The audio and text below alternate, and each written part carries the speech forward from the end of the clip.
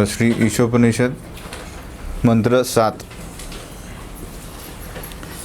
यस्मिन् सर्वाणि भूतानि आत्मेवा भूत विजानतः तत्र को मोहकः शोक एकत्वम अनुपश्यतः. तर सहाव्या मंत्रात आपण काय बघितलं? उत्तम अधिकारी कोण आहे? तर उत्तम अधिकाराचे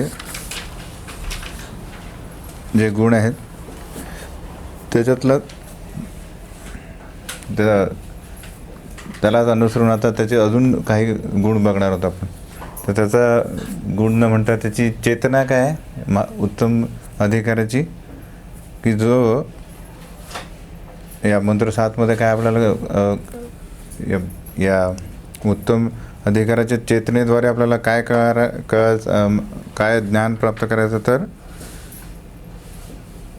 तो बघतोय प्रत्येक जीवामध्ये भगवंत आहेत, म्हणजे प्रत्येक वस्तूमध्ये भगवंत बघतोय तो, आणि प्रत्येक जीवाला काय समजतंय?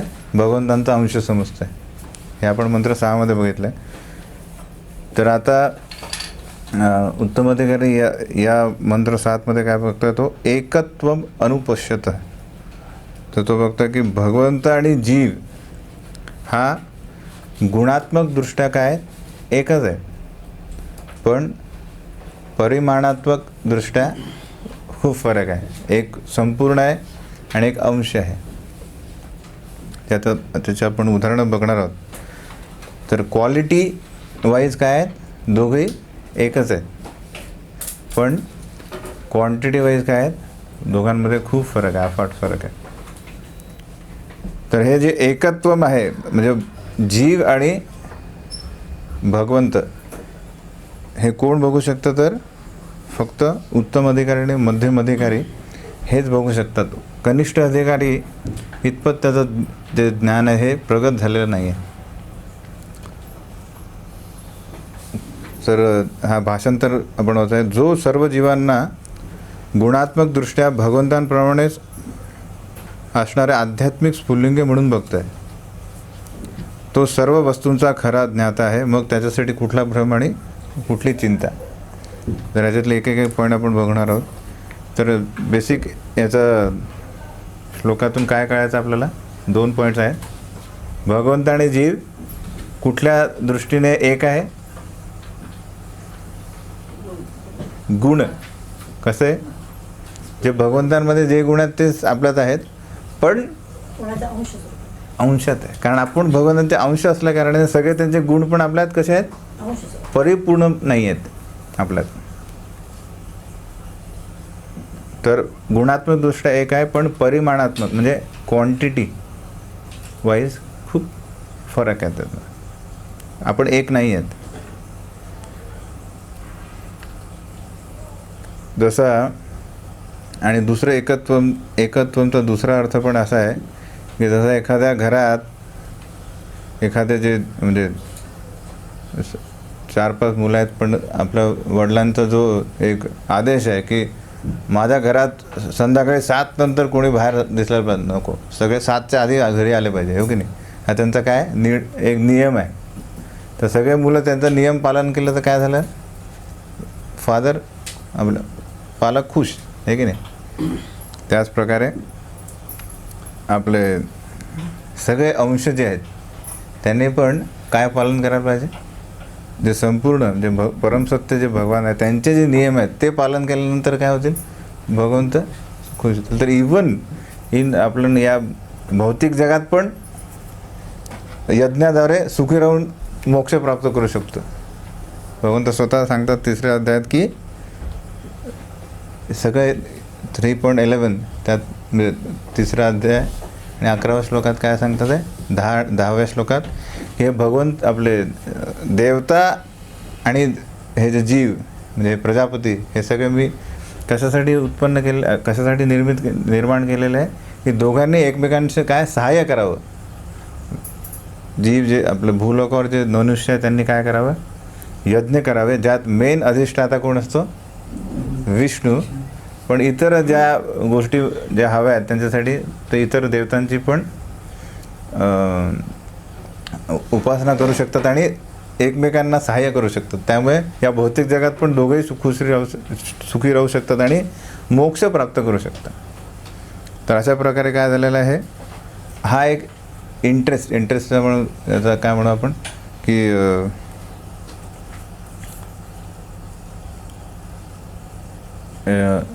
नियम, बेसिकली जो एक नियम पालन करणे आवश्यक आहे. म्हणजे इच्छा, रादर इंटरेस्ट नाही, इच्छा.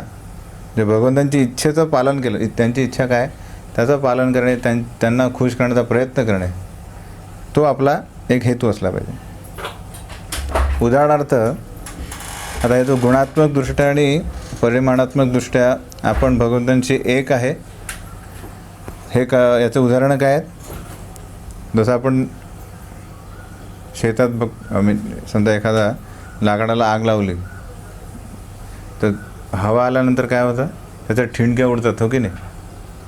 तर ते ठिणगी पण एक आग आहे आणि ती मोठी ज्या लाकडांना आग लावली ती पण एक आग आहे. पण दोघांमध्ये काय फरक आहे,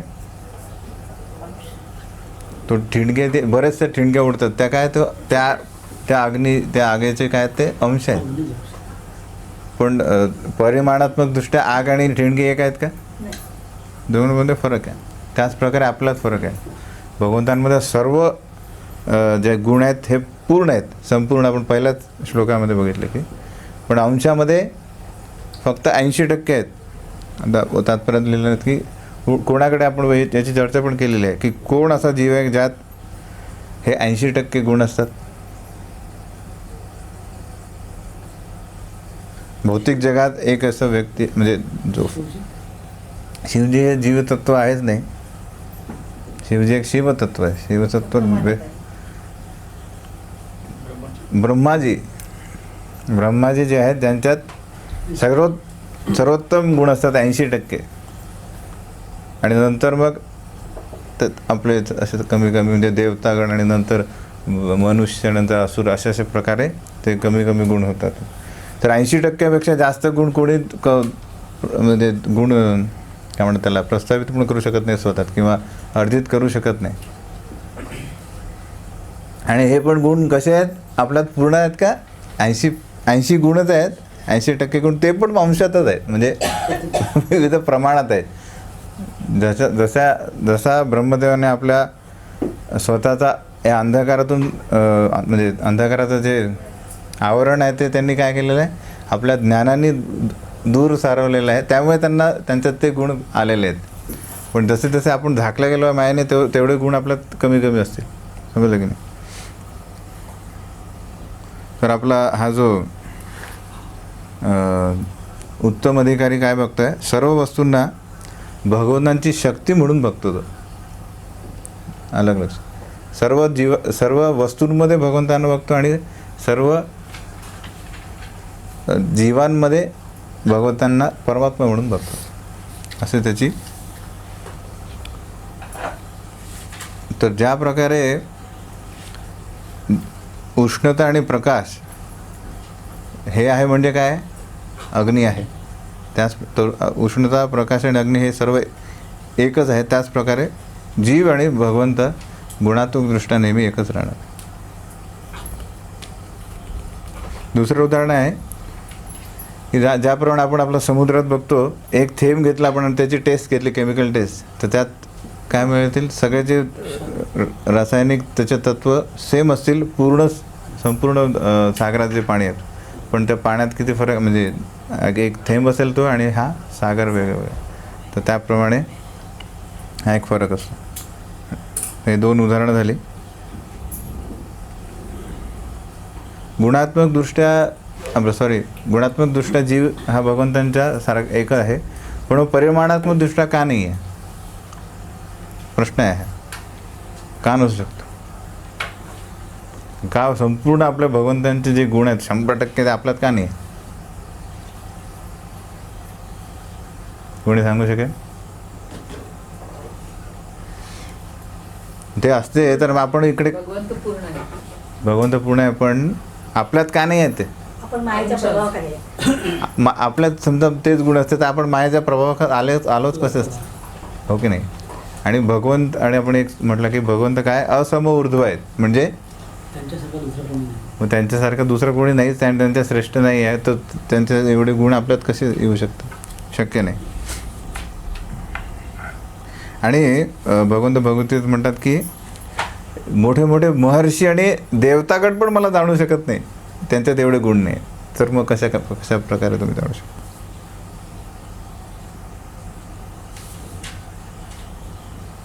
तर हे जेव्हा आपण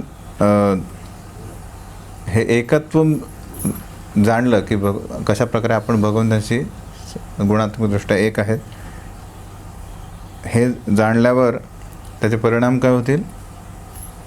तर ॲक्च्युली आपल्याला भौतिक ज्या समस्या आहेत त्यातून आपल्याला या ज्ञानाद्वारे त्याचा प्रभाव आपल्यावर कमी होईल. लागलं की जसं एक उदाहरण आहे की जेव्हा समजा एक हायवे आहे आणि हायवेवर खूप रहदारी आहेत, मोठ्या मोठ्या कार चालल्या जोरात वेगाने, आणि तो रस्ता क्रॉस करायचा आहे, तर एखादा लहान मुलगा क्रॉस करू शकेल का? त्याच्यासाठी ती पूर्ण मोठी समस्या आहे की एवढासा रस्ता आहे पण तो कसा क्रॉस करेल. तसं किती 1-2 तास करेल तरी त्याला भीती वाटेल. पण समजा त्याचे वडील सोबत आलेत आणि त्याचा हात पडून गेले तर काय, त्याला ती समस्या आहे की नाही ते मग ते कळणार नाही. तर नुसतं त्यांचा हात धरून त्याला चालायचं आहे, हो की नाही? कधी चालायचं कधी थांबायचं ते ठरवतील, त्याला फक्त तिथे उभं राहायचं, हो की नाही? म्हणजे समस्या काय झाली? ट्रान्सफर झाली. त्याच्यासाठी समस्या नाहीच आहे. त्याचप्रकारे जेव्हा आपण आपला संबंध भगवंतांशी प्रस्थापित करतो आणि पूर्णपणे आश्रयित होतो, तेव्हा काय होतं? या भौतिक समस्या पण कोण घेतं निराकरण? त्याचं भगवंत विचार करतात की आता हा माझ्यावर आश्रयित आहे, त्यामुळे मला विचार करायचा.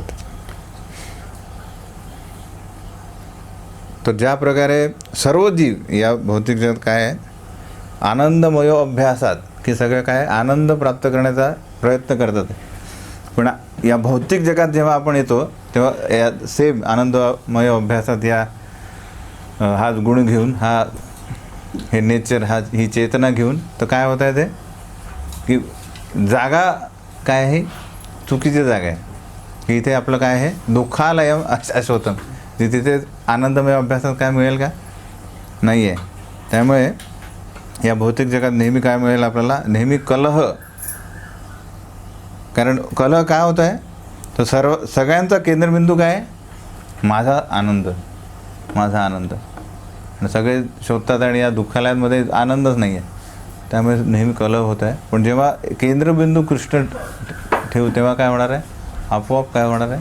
तो आनंदमय अभ्यासात येईल. कारण जेव्हा आपण कृष्णाला केंद्रबिंदू ठेवतो, ज्याप्रमाणे असंख्य गोपी आहेत आणि रास डान्समध्ये कोण आहे? फक्त एक कृष्ण आहे.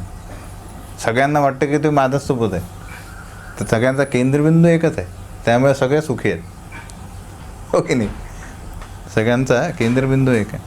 त्यामुळे अशाच प्रकारे तो आपला या भौतिक जगातही केंद्रबिंदू एक ठेवला की मी स्वामी नसून माझा स्वामी कृष्ण आहे आणि मी त्यांचा सेवक आहे.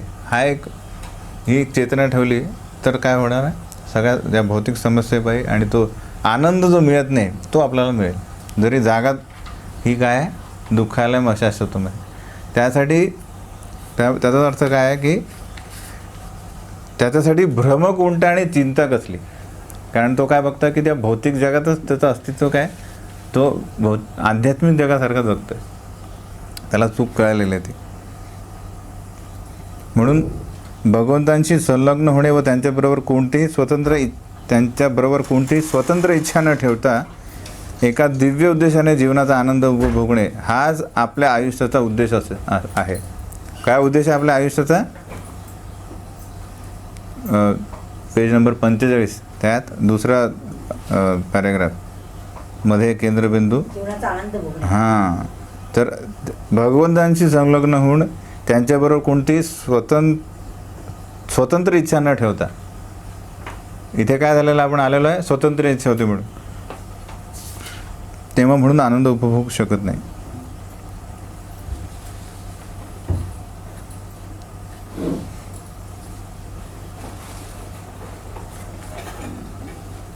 मोह किंवा मायेपासून नास्तिक समाज आपला जो निर्माण होत आहे, तर बेसिकली हा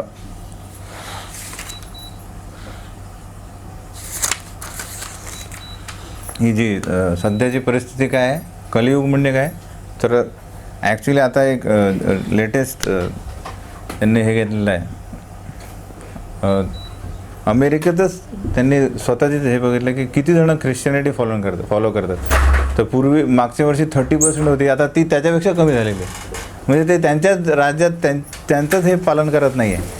अलग लक्षात त्यांचं रिलिजन. तर रिलिजियनिस म्हणजे धार्मिकता नष्ट होते. तर हे याला म्हणतात कलियुग.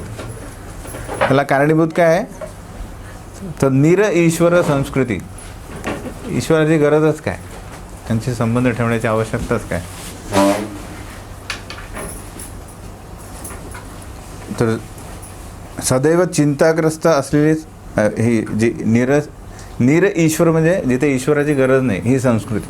की आपल्याला पाठ्यक्रमात, आपल्या अभ्यासक्रमात 1ली ते 10वी म्हणजे पहिलीपासूनच कधी याचा हे आला का की मी आत्मा आहे आणि परमात्मा आहे, परमात्म्याशी माझा काय संबंध आहे, भगवंतांची सेवा करणे, कुठेच नाही. आणि काय आपल्याला शिकवलं गेलं, सगळीकडे काय स्पर्धा.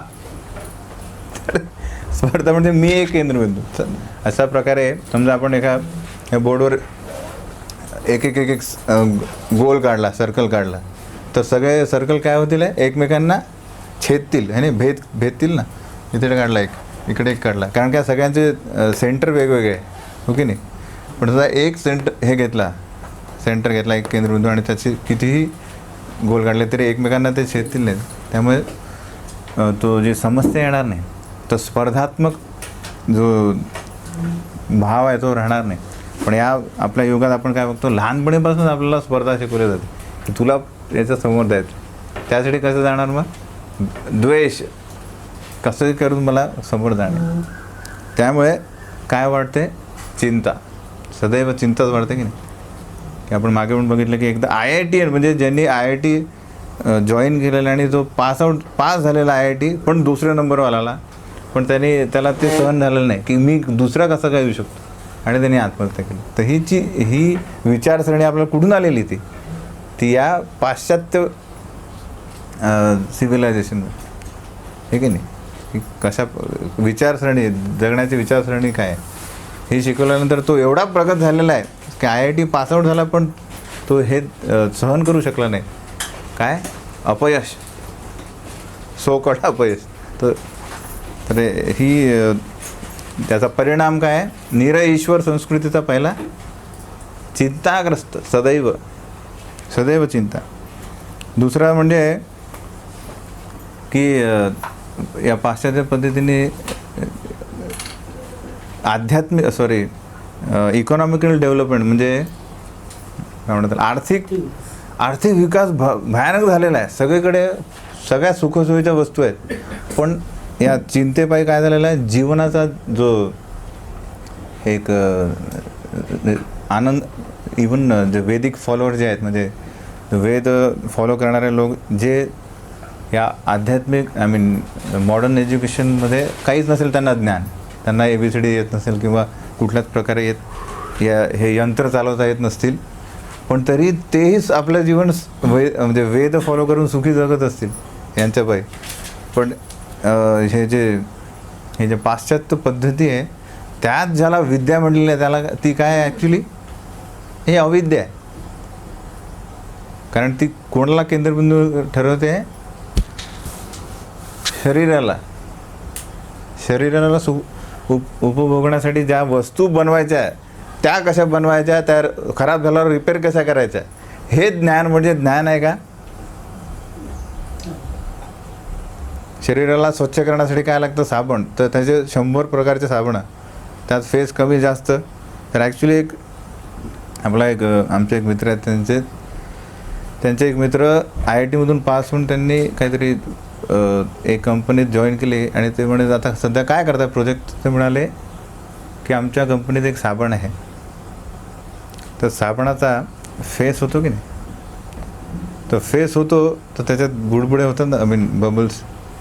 तर माझा प्रोजेक्ट काय आहे की ते बुडबुडे जास्तीत जास्त कसे टिकतील, तर ते केमिकल कंपोजिशन मला बनवायचं, कारण ते फुटतात ना ते लगेच. तर अभ्यास काय यांचा, तर ते बुडबुडे जास्त काळ टिकले पाहिजे, म्हणजे फुटायला नको, तर ते संशोधन करतात. तर बेसिकली ही झाली अविद्या. तर असं करता करता मृत्यू थांबणार आहे का होण्यासाठी? तर ही विचारसरणी करून त्याचे हे चाललेलं आहे. त्याला काय पुन्हा तर पुढचा जन्म काय तो त्याला माहीत नाही आहे, त्याला ही कुठली विद्या झाली. तर बेसिकली आपल्याला आता या क्षणी आपल्याला कळायला पाहिजे की जी आपलं शरीर आणि आत्मा हा व्यवस्थित ठेवण्यासाठी जेवढं लागतं तेवढंच कार्य करणे, म्हणजे या पाश्चात्य पद्धतीचा संघ घेणे. समजलं की नाही? की असं नाही की पूर्णच आपण सोडू शकत नाही, हो की नाही, पण जेवढं आवश्यक आहे तेवढाच संघ घेणे. नाही तर त्यात काय होणं, पूर्ण अविद्येत जाणं आणि अविद्येत आपण जाऊन ईश्वर संस्कृतीत आपण राहू. कारण आपण आत्ता तरी भक्त आहोत, ठीक आहे, पण आता ज्या संगतीत जाऊ आपण समजा, तर त्या परिसरात म्हणजे जेवढे व्यक्ती आहेत त्यांच्या चेतनेचा आपल्यावर प्रभाव पडतो. तर त्यांच्या चेतनेत समजा ईश्वरच नसेल तर ऑटोमॅटिक काय होत आहे, तो प्रभाव आपल्यावर पडतो, हो की नाही. जशी अर्थात जसा आपला भारत असतं, समजा आपलं पोस्ट वगैरे असेल तरच तो आपण त्यांच्यावर प्रभाव पाडू शकतो, उलटा होऊ शकत नाही ते. म्हणून या ईश्वर संस्कृतीचं म्हणजे काय होतं, चिंताग्रस्त होतं. आणि प्रभुपाद म्हणाले हिप्पीज तयार होतात. हिप्पीज तयार म्हणतो म्हणजे आर्थिक प्रगती आहे पण जीवनात अशांती, सदैव अनहॅपीनेस, अशांत आहेत. आणि ही विद्या नसून अविद्या का आहे, तर प्रभुपाद म्हणाले की म्हणजे प्रभुपादांच्या काळात त्यांनी एक युनिव्हर्सिटीमध्ये भेट दिली आणि त्यांना प्रभुपादांचे शिष्य सांगत होते की ही अमेरिकेतील सर्वात मोठी युनिव्हर्सिटी आहे.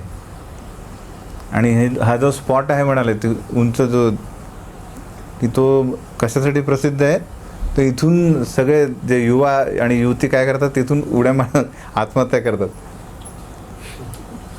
तर या युनिव्हर्सिटीमध्ये सगळ्यात जे धनाढ्य व्यक्ती आहेत त्यांचे मुलं मुली, म्हणजे यांचे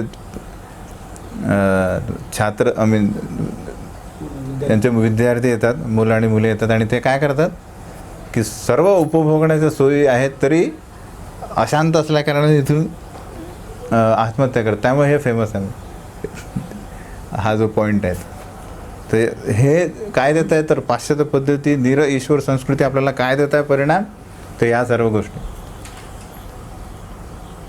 म्हणून तर मंत्र 7मध्ये बेसिकली हेच पॉईंट आहेत की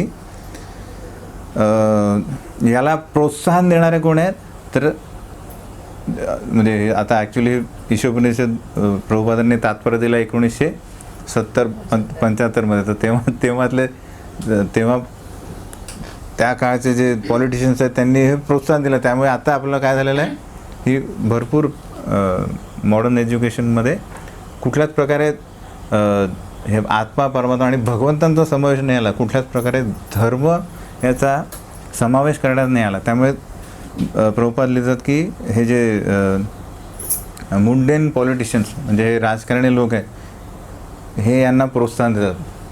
आणि त्यामुळे ही संपूर्णतः अशांती, चिंताग्रस्त वाढते. आणि काय होत आहे की पूर्णपणे युवा आपला जो जीवनाचा मार्ग शोधू शकत नाही. कारण त्यांना जीवनाचा मार्ग काय शोधतात की पहिले की धन अर्जित करणे, पण धन आल्यानंतर करणे काय, तर त्यातून आनंद कसा प्राप्त करणे ते त्यांना माहीत नसल्यामुळे मनुष्य जन्म वाया घालवतात येते. तर अशा प्रकारे हा संदर्भ दिलेला आहे यांनी. तर यात आत्मभूत एक शब्द येतो. तर केवळ भगवंतांच्या इच्छेनुसार कार्य करूनच आपण आत्मभूत या अवस्थेचा अनुभव घेऊ शकतो. कशा प्रकारे की माझी स्वतंत्र इच्छा जर मी प्रकट केली ईश्वरकडनं, ईश्वर संस्कृती की जिथे ईश्वरच मेन आहे, या संस्कृतीचं पालन म्हणजे वेद फॉलोअर्स म्हटल्यानंतरच आपण आत्मभूत होऊ शकतो. आत्मभूत अवस्था काय आहे, आत्मभूत अवस्था न सोचती न कांक्षती या स्तरावर जातो तो. कुठला की हे दुःख काय सुख काय. तर हे कम्प्लिटली अपोजिट की जो या म्हणजे ज्या या सध्या या पाश्चात्य पद्धतीत सर्व सुखसोयी उपलब्ध असतानाही तो आनंद प्राप्त करू शकत नाही. आणि आत्मभूत अवस्थेत त्याला सर्व काय म्हणतात त्याला कुठल्याच प्रकारच्या सोयी नाही आहेत. जंगलात असेल तरी तो आत्मभूत काय रममाण असतो तो. तर अशी विरुद्ध जी स्टेज आली तरी तो काय आत्मभूत सदैव भगवंतांशी संबंध प्राप्त केल्यामुळे तो सदैव सुखी राहू शकतो. म्हणून आपण या क्षणी काय करायला हवं मंत्र 7 द्वारे की भगवंतांशी संलग्न होणे आणि त्यांच्या बरोबर कोणती स्वतंत्र इच्छा न ठेवणे.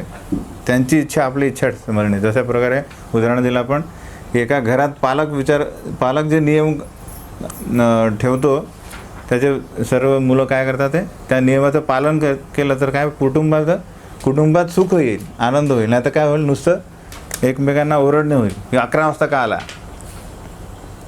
एक नियम सगळे फॉलो केले तर पूर्ण घर काय होईल एक मंदिरासारखं होईल. त्याचप्रकारे हे पूर्ण विश्वात सर्व ईश्वराला मानायला लागले तर काय होईल हे आध्यात्मिक जगच होईल. हो की नाही. तर त्यात कुठल्याच प्रकारे समस्या राहणार नाही. जसे उदाहरणार्थ तुरुंगात सर्व कैद्यांनी समजलं की आजपासून आम्ही समाजाचे सर्व नियम पालन करणार तर तुरुंग राहणार आहे का. कोणी रूल ब्रेक करणार नाही, कोणी कोणाला मारणार नाही, कोणी कोणाची जमीन हस्तगत करणार नाही, कुठलेच पाप करणार नाही. तर त्यामुळे तुरुंगच नाहीसा होईल. तर बेसिकली भगवंतांना काय पाहिजे तर हेच वारंवार सांगण्यासाठी काय करतात भगवंत. एकतर काय करतात भगवंत आपले पार्षद पाठवतात. तर ठीक आहे पार्षद म्हणजे आचार्य एक आचार्य पाठवतात. ते त्यांनी नाही काम झालं तर काय होतं कोण येतं स्वतः भगवंत अवतार घेऊन येतात. पण त्यांचा मेन काय आहे की एकत्व म्हणजे एक इच्छा फॉलो म्हणजे माझे नियम आहे जे मी शास्त्र दिलेलं आहे वेद दिलेलं आहे त्याचं पालन करणे झालं पाहिजे. प्रत्येक स्तरावर प्रत्येक या भौतिक जगात कुठेही तुम्ही गेलात की आज मी म्हणजे सगळीकडे काय होत आहे की त्रास होतो आहे मला तर मी एका ठिकाणी जातो आणि तिथे काहीच मिळणार नाही. पण तुम्ही त्या कोपऱ्यात गेल्यानंतर तुम्हाला दुसऱ्या प्रकारचा त्रास होईल. जसं उदाहरणार्थ एक खूप धनाढ्य व्यक्ती होता. तो म्हणाला की अरे जिथे तिथे जातो मी तर हे सगळे डोनेशन मागणारे किंवा माझे मित्र नातेवाईक सगळे त्रास देतात, मला शांती पाहिजे कुठेच काही नाही. म्हणून त्यांनी असं शोधून काढलं की असा एक आयलंड काढलं की तिथे प्राणी म्हणजे कुठले जंगली श्वापद पण नाही आहे आणि कोणीच नाही तिथे. पुढे एकटा मी जातो तिथे प्लेननी आणि तिथे जाऊन राहतो. तिथे एका झाडाखाली तो बसला आणि समुद्र आहे आणि झाडाखाली बसून आराम करतो आहे. तेवढ्यात त्याने बघितलं की खूप म्हणजे मुंग्यांचा एक ग्रुप येतो आहे आणि तो चावतो त्याला. म्हणजे म्हणायचं होतं तर कुठल्याच परिसरात तुम्ही जाऊन शांत आणि आनंद प्राप्त करू शकत नाही. कारण काय मेन याच्यात या उदाहरणात काय मेन आहे का नाही करू शकत तो केंद्रबिंदू एक नाही येतो. तो स्वतंत्र इच्छा आहे त्याची की माझ्या इंद्रियांना मी स्वतंत्र भोग देणार आहे. त्यामुळे तो स्वतंत्र होऊ शकत नाही.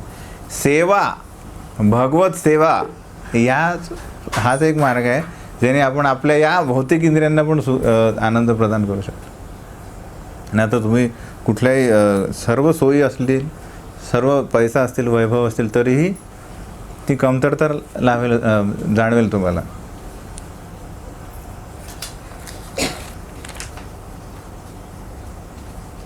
अशा प्रकारे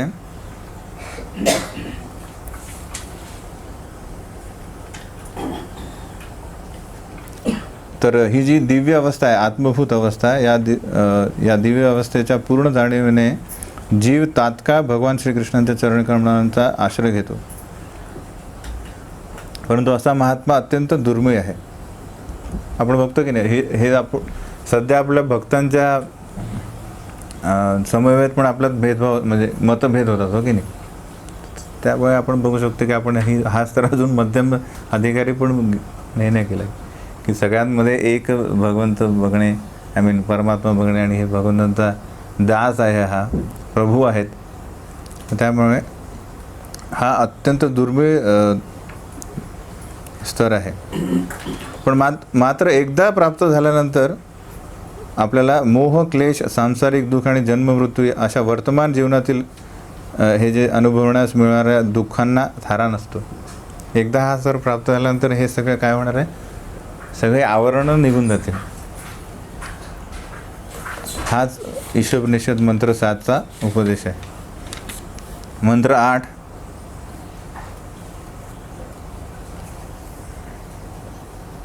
तर आता भगवंतांचे काही गुण आपल्यात थोड्या प्रमाणात आहेत. मग भगवंतांचे गुण काय, भगवंतांचे काही गुण तर माहीत पाहिजे ना.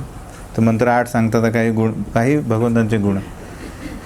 तर काय गुण आहेत, तर सपर्यगाद शुक्रम अकायम अवर्णम अस्नाविरम शुद्धम पापविद्धम अपापविद्धम कवी मनीषी परिभू स्वयंभू याथा तथ्यत अर्थान व्यदधात शाश्वतीभ्य समाभ्य.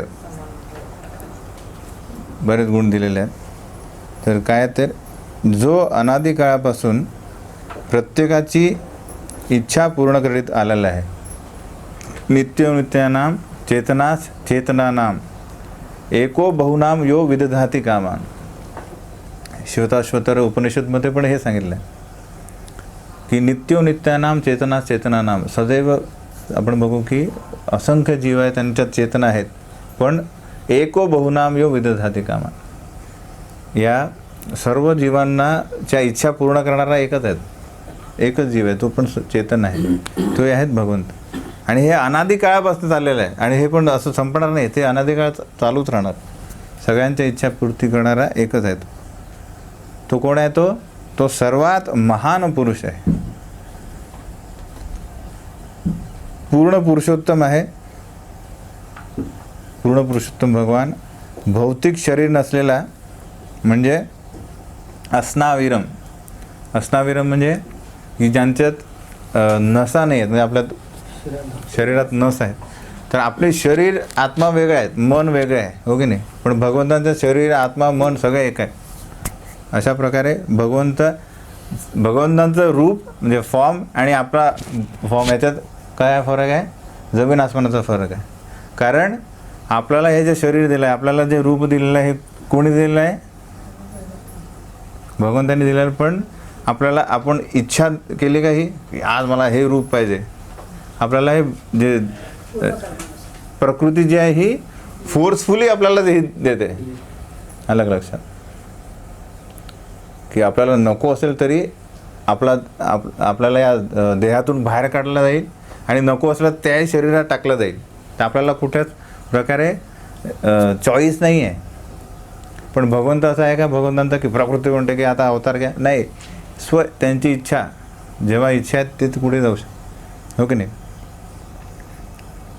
त्याचप्रकारे आपल्या या भौतिक जगात प्रधानमंत्री पण समजा म्हणलं तर तो कुठे जाऊ शकतो, हो की नाही. त्याला काही असं भेद नाही आहे, तर इकडे जाऊ शकत नाही तिकडे जाऊ शकत, त्याच्यासाठी रिस्ट्रिक्शन नाही. पण सामान्य व्यक्तीसाठी रिस्ट्रिक्शन आहे. म्हणून भौतिक शरीर नाही आहे ते. आणि बेसिकली त्याचप्रकारे आपण बघू शकतो की आपलं शरीर आणि भगवंताचं शरीर हे वेगळं असल्याकारणाने हे 3 गुणांचा प्रभाव आपल्यावर पडू शकतो, पण त्यांच्यावर पडू शकत नाही. कारण 3 गुण त्यांच्याच अधीन आहे, त्यांचे सेवक आहेत. हे झालं दुसरं.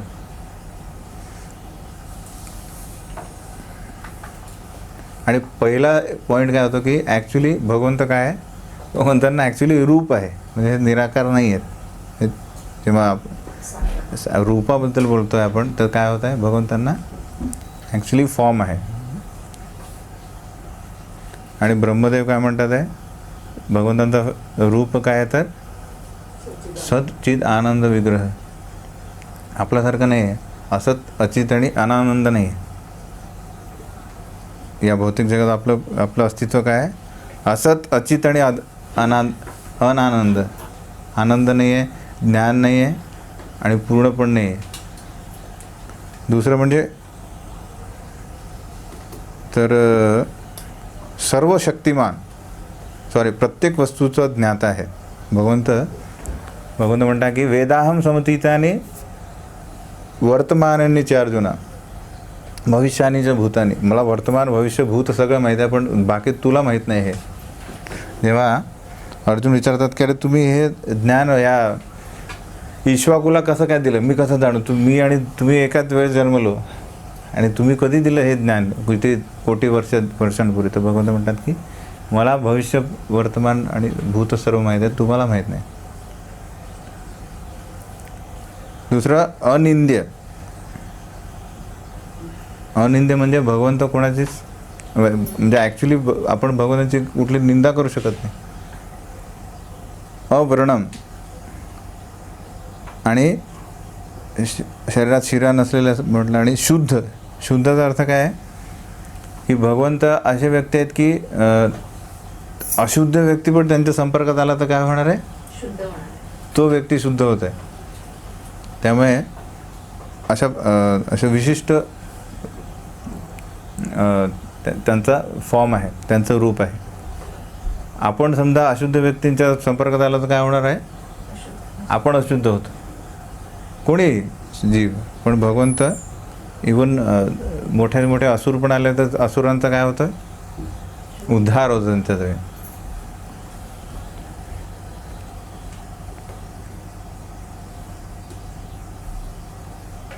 तर या दोन मेन गोष्टी आहे की शुद्ध आणि अपापविद्धम. अपापविद्धम म्हणजे की अदूषित, म्हणजे त्यांना कुठल्याच प्रकारे पाप स्पर्श करू शकत नाही.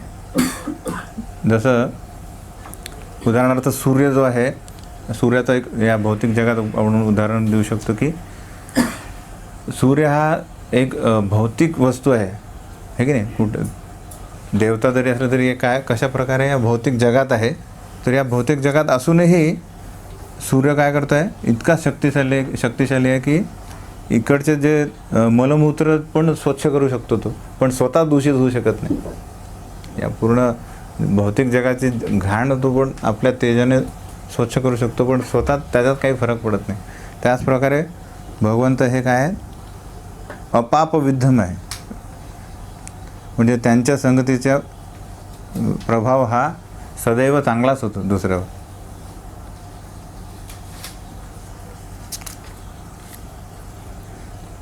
तर बेसिकली ब्रह्मदेव अजून एक श्लोकात सांगतात की अंगाणी यस्य सकलेंद्रिय वृत्तिमंती 5.32 की भगवंतांचा रूप काय सच्चिदानंद विग्रह आहेतच, आणि त्यात आपल्या आणि भगवंतांच्या शरीरात काय फरक आहे, तर आपला हाताने आपण जे काय कार्य करतो ते डोळ्याने करू शकत नाही, कानाने जे करतो ते नाकाने करू शकत नाही. पण भगवंतांचं काय आहे, अंगाणी यस्य, एक अंग हा सर्व दुसऱ्या इंद्रियांचं कार्य करू शकतो. म्हणजे भगवंत भोग हा दर्शनाने पण स्वीकार करू शकतात. सकल इंद्रिय वृत्तिमंती, सकल इंद्रियमध्ये एक अंग हा सकल इंद्रियांचं कार्य करू शकतो.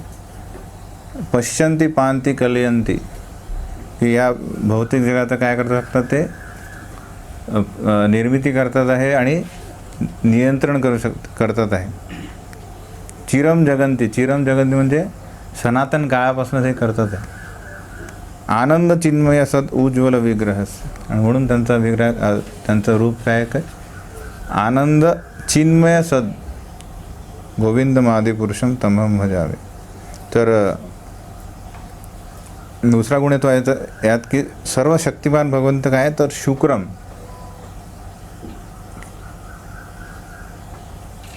तर शुक्रम म्हणजे काय की आता ॲक्च्युली भगवंतांनी जे म्हणजे हा जो गुण आपण सांगितला कुठला, की भगवंत आपल्या शरीराच्या कोणत्याही अंगाने इतर इंद्रियांचे कार्य करू शकतात, म्हणून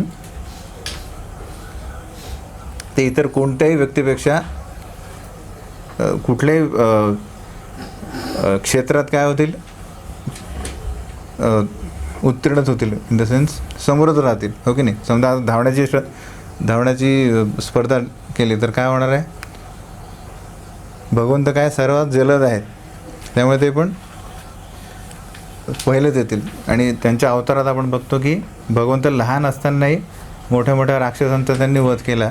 तर कुठल्या प्रकारे समजा आपल्या कोणतो चाणूर आणि मुष्टिक हे त्या काळाचे कंसाचे म्हणजे स्पेशल मल्ल होते. तर त्या मल्लांना भगवंतांनी ठार केलं तेव्हा त्यांनी कुठली बॉडी बिल्डिंग केली नाही, की त्यांनी आपला आकार वाढवला नाही, ओके नाही. तर त्याच आकारात होते ते, त्याच रूपात त्यांनी त्यांचा वध केला. किंवा गोवर्धन पर्वत उचलताना त्यांनी आपला पहिले डंबेल्स उचलले नाही, ओके नाही. 7 दिवस उचलाय तर तुम्ही पहिले सराव करतो नाही, त्याच याच्यात रूपात केलं. त्यामुळे त्याला त्यांच्यात काय म्हटलं, सर्व शक्तिमान आहेत. आणि ॲक्च्युली कंस हा अशा त्या काळी अशा प्रकारे बलशाली होता, त्यांनी इंद्राला पण हरवलं होतं. आणि हे जे सर्व राक्षस जे होते, एक एक राक्षसाची जी कीर्ती होती ती खूप महान कीर्ती होती. तर या सर्व राक्षसांना यांनी कंसाने काय केलं होतं, आपला दास बनवलं होतं. पण भगवंताने त्याला ॲक्च्युली 2-4 बुक्क्यातच मारून टाकलं. जेव्हा असं नंतर फक्त या सर्व मथुरावासांना शाश्वती मिळेल की ॲक्च्युली हा कंस मेलेला आहे, म्हणून भगवंताने काय केलं की अशा अवाढव्य शरीराला काय केलं, भगवंतांनी खेचत पूर्ण रणांगणात नेलं. एवढ्या 7 वर्षाच्या रूपात भगवानने काय केलं, हा कंसाचा देह जो एवढा राक्षसांना काबू करत होता, असं म्हणजे फरफटत त्यांनी पूर्ण. तेव्हा सगळ्या मथुरावासांना वाटलं की हो ॲक्च्युली हा मेलेला आहे कंस. सगळे आनंद झाले. तर अशा प्रकारे भगवंत काय आहेत, तर सर्व शक्तिमान. नंतर अर्चविग्रह कशा प्रकारे आहे, तर अर्चविग्रह कशासाठी अर्चविग्रह लागतो भौतिक जगात, कारण आपण अशुद्ध आहोत, आहे की नाही, आणि भगवंत शुद्ध आहेत, हा फरक आहे. तर आणि भगवंत अति दूर आहेत. पण आपण जेव्हा स्वीकार करतो भगवंतांची इच्छा, माझी इच्छा एक, की भगवंतांना माझं जीवनाचा केंद्रबिंदू करणे, तर मग त्यासाठी काय करावं लागेल, आपल्याला सेवा करणे. तर भगवंत तिकडे सेवा कशी होईल, त्यासाठी आचार्यांच्या संमतीनुसार जेव्हा आचार्य त्यांना आमंत्रण देतात, तेव्हा कुठे अर्चविग्रहात भगवंत प्रकट होतात आणि उपस्थित होतात. तर तेव्हा त्याला म्हणतात प्राणप्रतिष्ठा. तर तेव्हा भगवंत काय करतात, आपण कितीही अशुद्ध असलो तरी आपला भाव स्वीकार करतात आणि आपला सेवा स्वीकार करतात. त्यामुळे आपल्याला सकाळी 4 ते रात्री 10 वाजेपर्यंत जे काय 6 भोग करणे, भगवंतांना शृंगार करणे, विविध प्रकारे फलहार देणे, असे हे काय झालं, सेवा ह्या स्वीकार करतात. कुठल्या रूपाने, तर अर्चविग्रह. तर अर्चविग्रह जेव्हा आपल्या सेवा स्वीकार करतात, त्यामुळे भगवंत जे गोलोकमध्ये आहे, गोलोकधामात आहे, आणि अर्चविग्रह यांच्यात काहीच फरक नाही. आपण जेव्हा डिस्कस होतो तर हे पॉईंट्स आहेत की भगवंत जेव्हा आपल्या सर्व इच्छा स्वीकार करतात तेव्हा काय होतं, आपल्यात फरक पडतो. काय होतं, आपण शुद्ध होतो आहे. कसं शुद्ध होऊ आपण, ज्या प्रमाणात आपण भगवंतांची सेवा करू, जशा शुद्ध इच्छेने करू, तेव्हा आपल्याला काय होणार आहे, त्या प्रमाणात आपलं हृदय शुद्धीकरण होईल. आणि ते आपल्याला काय दिसेल, परिणामात्मक दिसेल आपल्याला. वर्षानुवर्षे तरी माझ्यात बदल होत आहे, हो की नाही. तर बेसिकली आचार्य प्राणप्रतिष्ठा करतात, आणि ॲक्च्युली भगवंत आणि अर्चविग्रह सेम आहेत, एकच आहेत. आणि भगवंतांनी काय केलेलं, विस्तारित त्यांचं ते रूप आहे. अर्चविग्रह म्हणजे भगवंतांचं विस्तारित रूप आहे, पण ॲक्च्युअल सेवा आहे, ॲक्च्युअल रूप आहे. आणि कशासाठी करतात ते, तर सेवा स्वीकारण्यासाठी, बाकी काही नाही.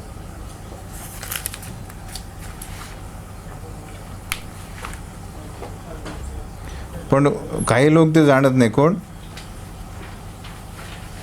तर त्यांचा ईशोपनिषदमध्ये काय उल्लेख केलेला आहे, तर मूर्ख लोक शुद्ध भक्ताद्वारे पूज्य अशा अर्चविग्रहाला भौतिक तत्वाने निर्मित वस्तू समजतात.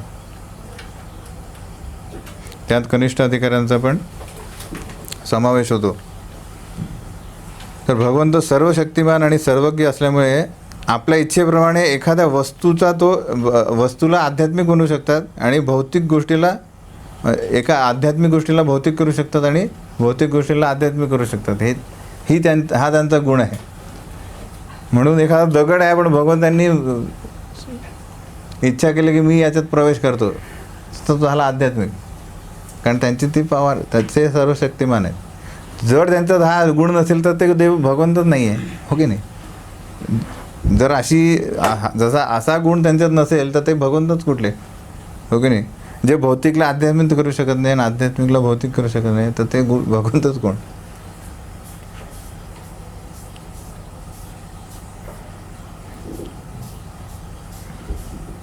केवळ तर्क करीत बसणाऱ्या व्यक्तींसमोर भगवंत आपले पूर्ण रूप प्रकट करत नाही.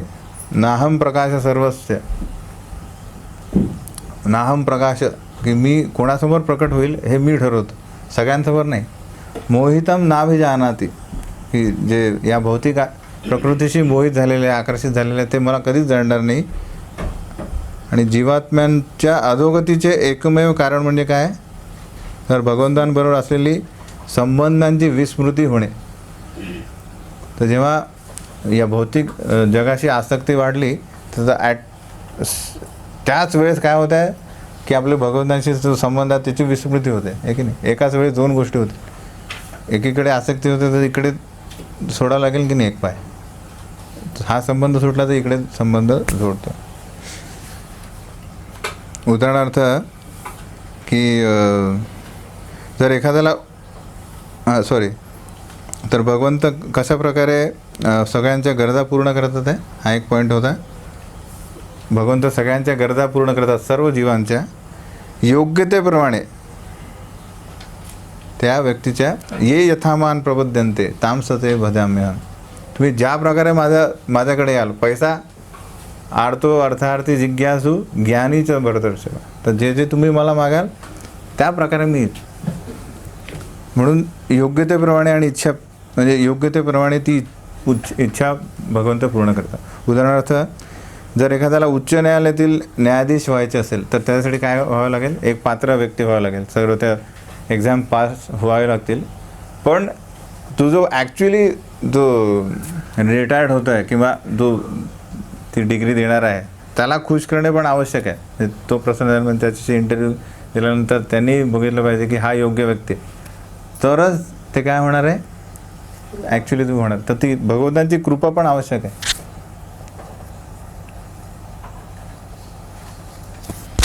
म्हणून जेव्हा जीवाला स्वतःची स्वरूप स्थिती समजते तेव्हा तो भगवंतांची संगत प्राप्त करण्याची प्रार्थना करतो. तर सध्या ही परिस्थितीच नाही. म्हणजे कोणी असं समजा असं एक हे झाल्यानंतर कोणी जीन आला किंवा भगवंत स्वतः उभे राहिले आपल्यासमोर, तर काय इच्छा राहतो सांगा काय पाहिजे, तर 99.9% लोक काय म्हणतील भौतिक इच्छा, ज्या अफाट ज्या इच्छा जमा कोणी की माझ्याशी तुमचा संबंध आहे तो प्रस्थापित करा, ही प्रार्थना कोणी करणार आहे का. ज्याचा सरावच नाही आहे ती प्रार्थना होणारच नाही. तर जी ही दुर्दैवाने ह्या मायेचा प्रभाव एवढा अशा प्रकारे आहे की अनावश्यक गोष्टींचाच विचार सतत चालला असतो. त्यामुळे तीच व्यक्तींची काय प्रार्थना असते. सो कॉल्ड हे म्हणजे ॲक्च्युली तसं लहानपणी त्याला म्हणतं की तू काय होणार मोठा होऊन, तर तो पहिलेच काय म्हणतो की जे उच्चपद जे आहेत या सध्याचे, तुम्ही म्हणतो मी संत होईल किंवा मी भगवंतांचा भक्त होईल. ह्याचं भगवंतांचा भक्त होईल म्हणजे नक्की काय करणार आहे याची एक इमेजच नाही कोणाच्या डोक्यात. की भगवंतांचा भक्त म्हटेल तर म्हणजे अरे तू रस्त्यावर फिरशील नंतर म्हणजे, हो की नाही. तर नाही मी हे बनेल ते बनेल. तर ते हे झालं या जन्मापुरता. हायर दॅन दॅट काय तर स्वर्ग, तर ती पण एक काय निम्नच आहे. स्वर्ग प्राप्ती किंवा इतर जे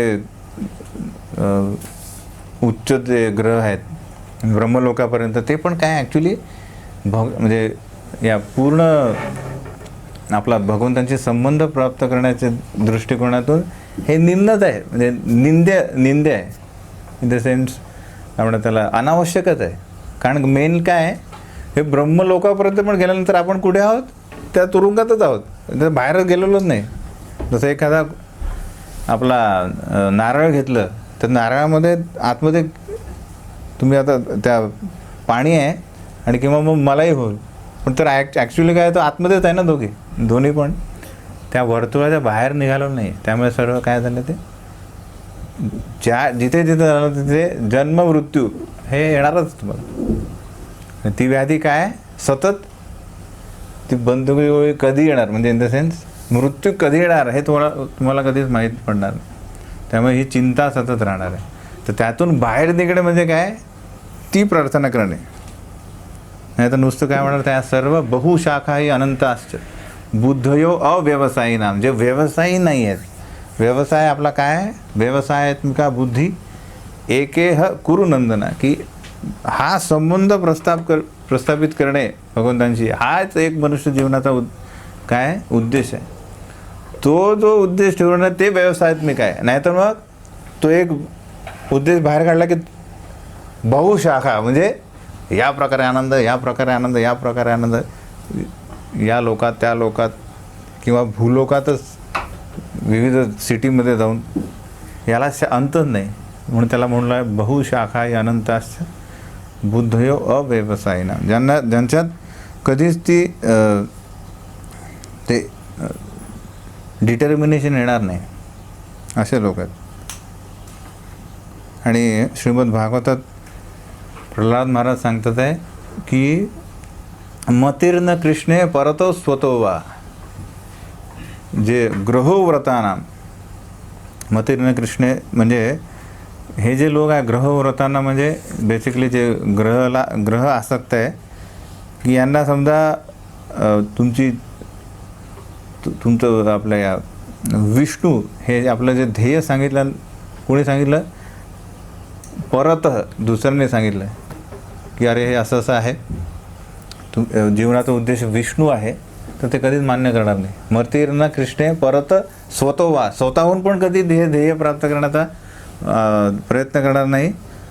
आणि मिथो अभिपत्ते गृहव्रतानां अदांत गोभीर विशताम तमिश्रम, आणि तेच पुनश्चरिताचरणानां, की बेसिकली 84 लक्ष योनी शरीर घेतल्यानंतर त्यांचा मेन उद्देश काय, तर केंद्रबिंदू एकच आहे. की जसं एखादा समजा हे कासव पण गेला, समजा एक कासव एक घ्या, एक कासव जीव आहे, त्याची जीवनशैली काय,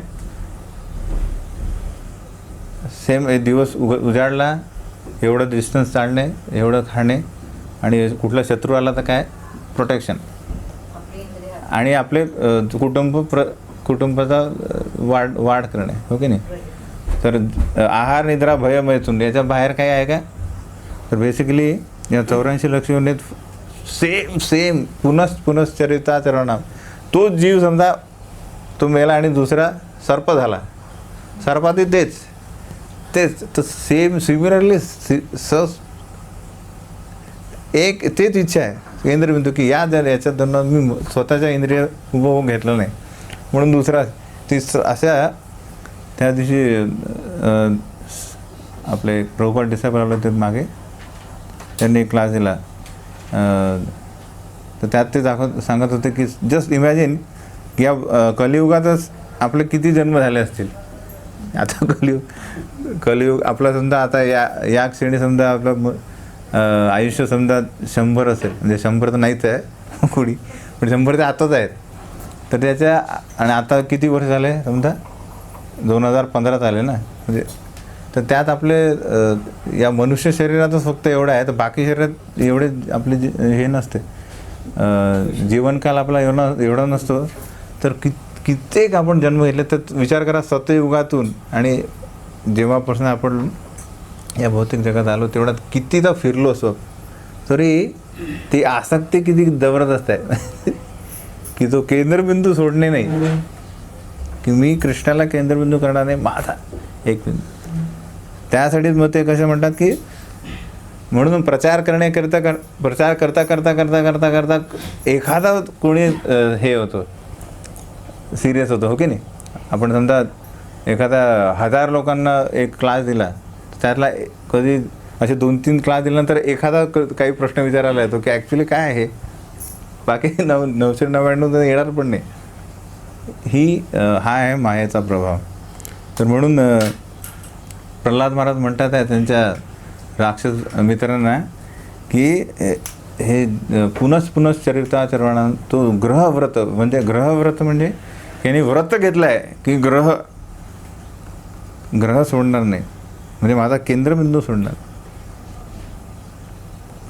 आणि न ते विदू स्वार्थ गतिम ही विष्णू. तर स्वार्थ, स्वतःचा स्वार्थ काय आहे, ती विष्णू आहे स्वार्थ, तो मान्य करणार नाही. आणि कोणाचा आश्रय घेणार आहे, दुराश्रय. हा जो आपण आश्रय घेतलेला आहे भौतिक प्रकृतीचा, की फर्स्ट क्लास चालला आहे की नाही, मस्त AC मध्ये बसलो आहे की नाही, कुठला आवाज नाही बाहेर. तर हा जो आपण या भौतिक जगाचा आश्रय घेतला, पण ॲक्च्युली तो काय दुराश्रय आहे. की माया कधी या भौतिक जगात काय होणार आहे, जसं नेपाळमध्ये काय झालेलं आहे, तर त्यांनी विचार केला होता कधी काही झालं ना, दुसरा पण झाला काही 2-4 दिवसात.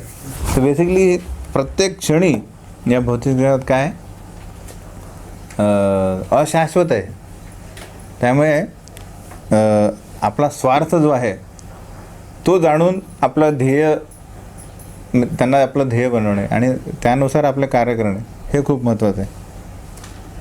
नाही तर काय होईल आहे, अंधा यथा अंधेर उपयुज्यमानास ते अपिष्य तंत्रान उरुदामने बद्धा. की ज्या प्रकारे आपण समजा या पाश्चात्य शिक्षण पद्धतीला आपला गुरु बनवलं, की माझा जीवनाचा उद्देश काय, तर सगळ्यात जास्त पैसा कमवणे, सगळ्यात उच्च पद प्राप्त करणे आणि माझ्या प्रतिस्पर्ध्यांना हरवणे, हे समजा आपलं ध्येय ठरलं, तर काय होईल, ते एका आंधळ्या व्यक्तीला आपला नेता बनवून त्याच्या मागे मागे जाणे, तर काय होणार आहे, ते सगळे खड्ड्यात पडतील. त्याचप्रकारे त्वरित जीवन कुठलं मिळेल हे माहीत नसेल आपल्याला. हा समजा आपण पाश्चात्य पद्धती पकडले, तर हे आपले प्रल्हाद महाराज पण सांगतात आहे. आणि याथा तथ्यतः म्हणजे अत्यंत समर्पक शब्द कुठला आहे हा, तर जीवाच्या इच्छेनुसार भगवंत वरदान देत असतात. तर एखादा व्यक्ती म्हणेल की मला नरकात जायचं, तर भगवंत त्याला रोखणार नाही. पण एखादा व्यक्ती म्हणे मला तुमच्याकडे यायचं आहे, तर भगवंत त्याला मदत करते. त्याला म्हणून म्हणतात यथा तथ्यता ये यथा माम प्रबुद्धन्ते ताम तथैव भजामि. म्हणून भगवंत म्हणतात की आसुरी लोक जे आहेत त्यांना ते माझं अस्तित्व मानत नाही आणि माझ्या ज्या इच्छा त्यांच्या विरुद्ध जात, म्हणून काय करतात, ते आसुरी जन्मनी अशा त्यांना अतिशय भयानक शरीर मिळतात. आणि प्रत्येक जन्म हा पूर्वीच्या जन्मापेक्षा अधोगतीला असतो. असं तमिश्रम म्हणून ते कुठे जातात, अतिशय अंधकारात असूर्य नामक ग्रहात जातात. हरे कृष्ण. आणि नंतर एक गुण येतो, तर परिभू म्हणजे सर्वात महान आहेत भगवंत, की त्यांच्यापेक्षा कोणी समान आणि मोठा नाही आहे, म्हणून त्यांना काय म्हटलं, असम ऊर्ध्व पण म्हणतात. तर भगवंतांना सगळेच मागतात आहे, हे की नाही, भिकारीच आहे सगळे, की नाही सगळे. तर आर्तो अर्थार्थी जिज्ञासू ज्ञानी, तर सगळे काय मागतातच आहे. पण आणि निर्विशेषवादी काय मागतात आहे, तर मुक्ती. भक्त एक काय मागतो, भक्त काय मागतो भगवंतांशी, संबंध प्रस्ताव, की पुन्हा मी जो माझ्यातर्फे मी संबंध तोडलेला आहे तो प्रस्थापित करणे, आणि तो कशा रूपी मी प्रस्थापित करेल तर सेवा करेल. आणि केवळ भगवंत हे काय आहे तर आत्मनिर्भर आहे आणि आत्माराम आहेत.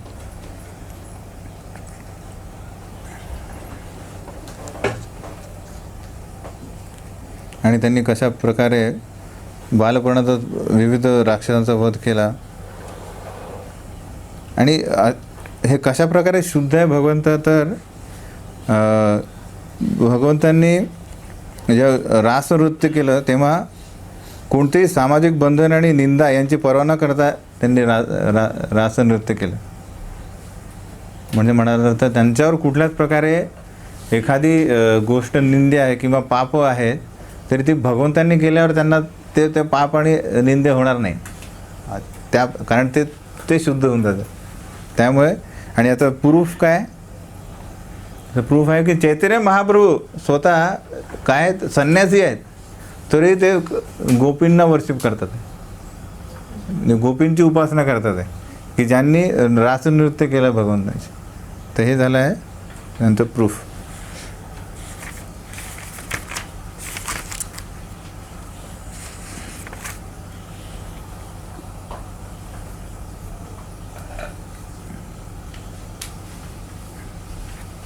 हे झालं.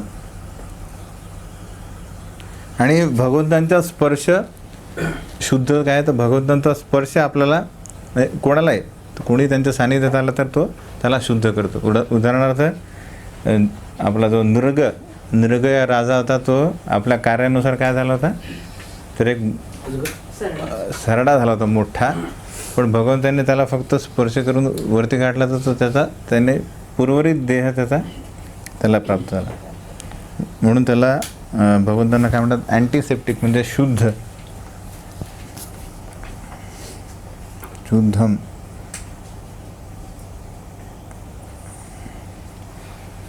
आणि अपापविद्य म्हणजे याचा म्हणजे भगवंतांच्या संघाचे सामर्थ्य दर्शवतो की जर एखाद्या अशुद्ध वस्तूने त्यांना स्पर्श केला तरी ती वस्तूसुद्धा त्यांना शुद्ध होते, म्हणून त्यांना अपापविद्य म्हणतात.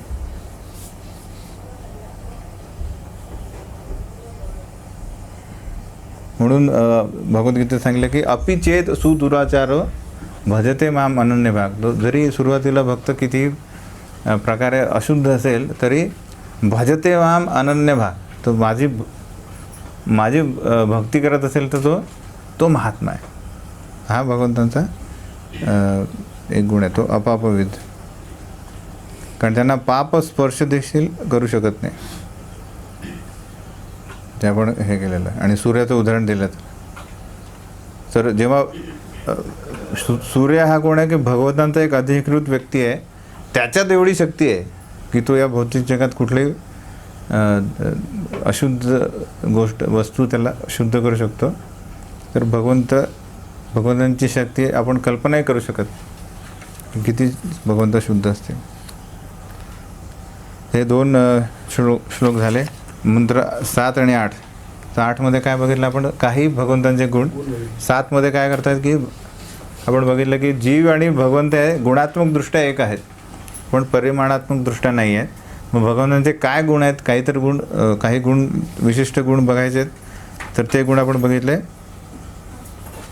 8मध्ये की सर्वांच्या इच्छा पूर्ण करणारे, सर्वात महान पुरुष, पूर्ण पुरुषोत्तम भगवान, भौतिक शरीर नसलेले, प्रत्येक वस्तूचे ज्ञाते, अनिंद्य, शरीरात शिरा नसलेले, शुद्ध, अदूषित, आत्मनिर्भर, हे गुण आहेत. मंत्र 9. अंध तम प्रविशन्ति ये अविद्याम उपासते ततो भूय एव ते तमो यौ विद्याया रता.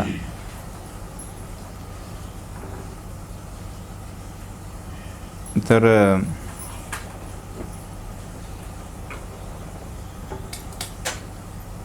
हे झालं भगवंतांबद्दल ज्ञान. काय भगवंत हे आहेत, भगवंत 8मध्ये जे सांगितलं आहे ते म्हणजे झाले भगवंत. पण समजा जो व्यक्ती म्हणजे अविद्येची उपासना करणारे, अर्थात अविद्येत कार्य करणारे लोक घोर अज्ञानात प्रवेश करतील. परंतु तथाकथित ज्ञानाचा विकास करणारे लोक त्यांच्यापेक्षाही घोर अंधकारात प्रवेश करतील. या 3 गोष्टी आहेत. तर आता 9 ते 11 जे आहेत मंत्र, 9, 10, 11 यात का आपण बघणार आहोत की ज्ञान काय आणि अज्ञान काय. तर मंत्र 8 मध्ये आपण भगवंतांचे गुण बघितले आणि आता एक व्यक्ती ते पालन करतील आणि दुसरे व्यक्ती करणार नाहीत, ते झाले अज्ञानी.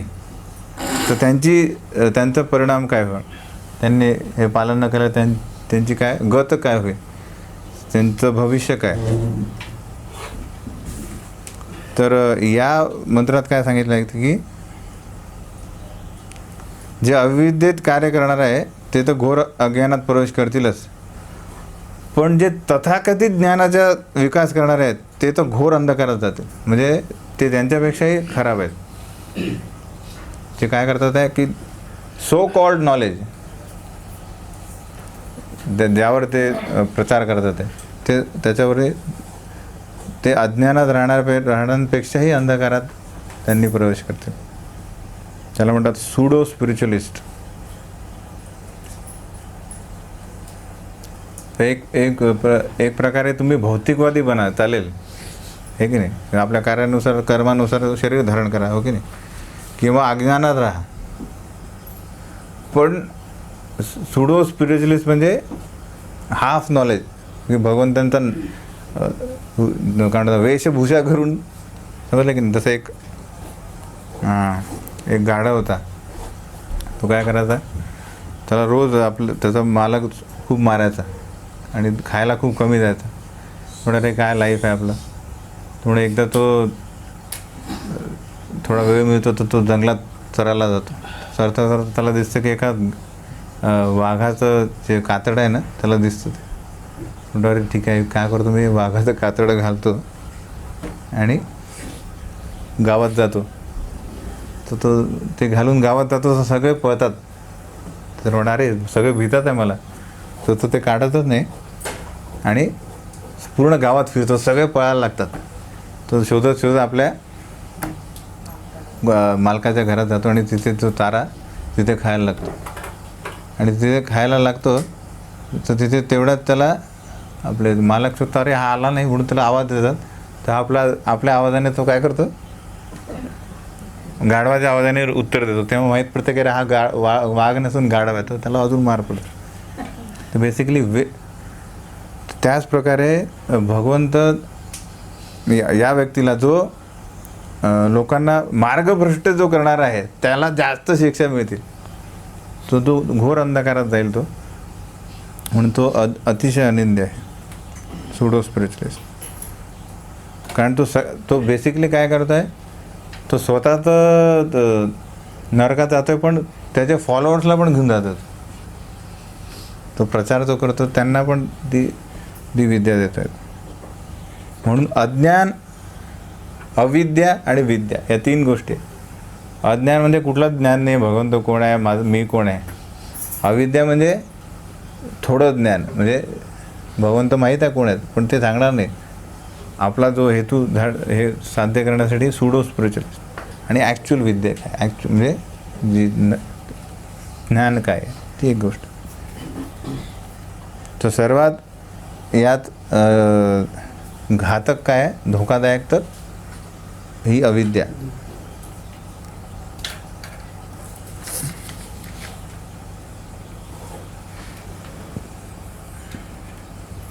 दिशाभूल करणारे ज्ञान हे अतिशय धोकादायक असते.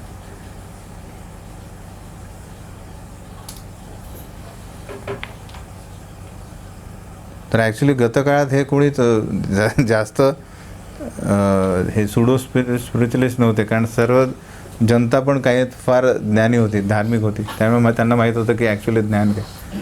पण आता सद्यस्थितीत काय, कोणाला ॲक्च्युली तुम्ही आज समजा कुठल्या शाळेय किंवा 5व्या कक्षात वर्गात गेले, इंग्लिश मिडियम कुठेतरी, त्यांना सांगितलं काही विचाराल, सिंपल प्रश्न विचारा म्हणजे सगळे एकमेकांकडे बघतील की वेद काय आहेत, देव कोण आहे आणि भगवंत कोण आहे, एक आहे अनेक आहेत, कोण आहेत,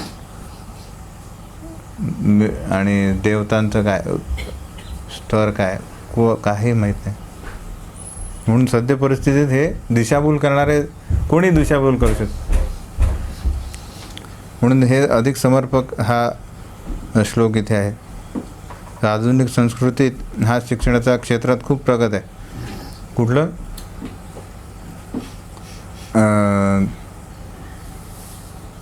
तर बेसिकली सॉरी, म्हणजे आपण जे पूर्वी चर्चा केली की या जगात पाश्चात्य जी पद्धती चालली आहे, शालेय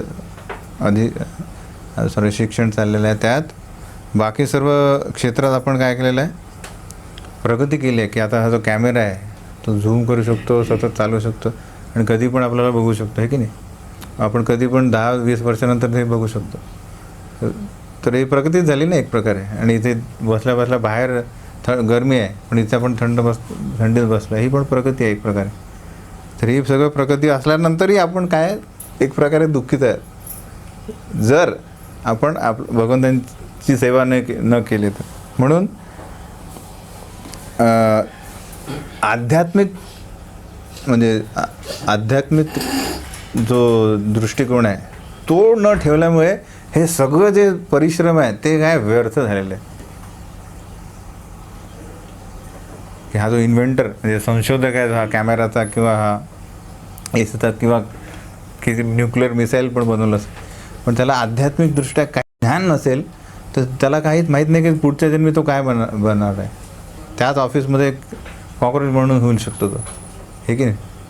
म्हणून प्रभुपाद लिहितात की ही भौतिक प्रगती अवास्तव्य म्हणजे या भौतिक प्रगतीवर जास्त भर दिल्यामुळे आणि आध्यात्मिकता बाहेर काढल्यामुळे आपण बघतो समाजात काय झालेलं आहे, नुसतं असंतोष आहे आणि दुःखी आहे सगळं. हा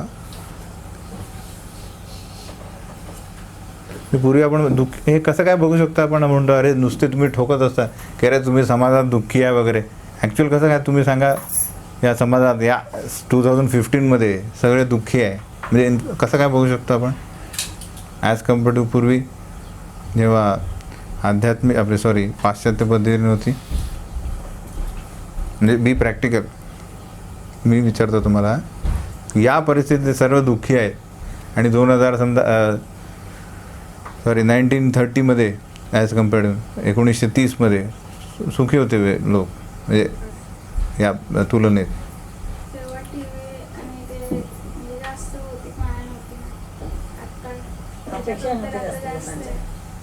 टी व्ही अपेक्षा नाही, टी व्ही खेडी स्वयंपूर्ण होती.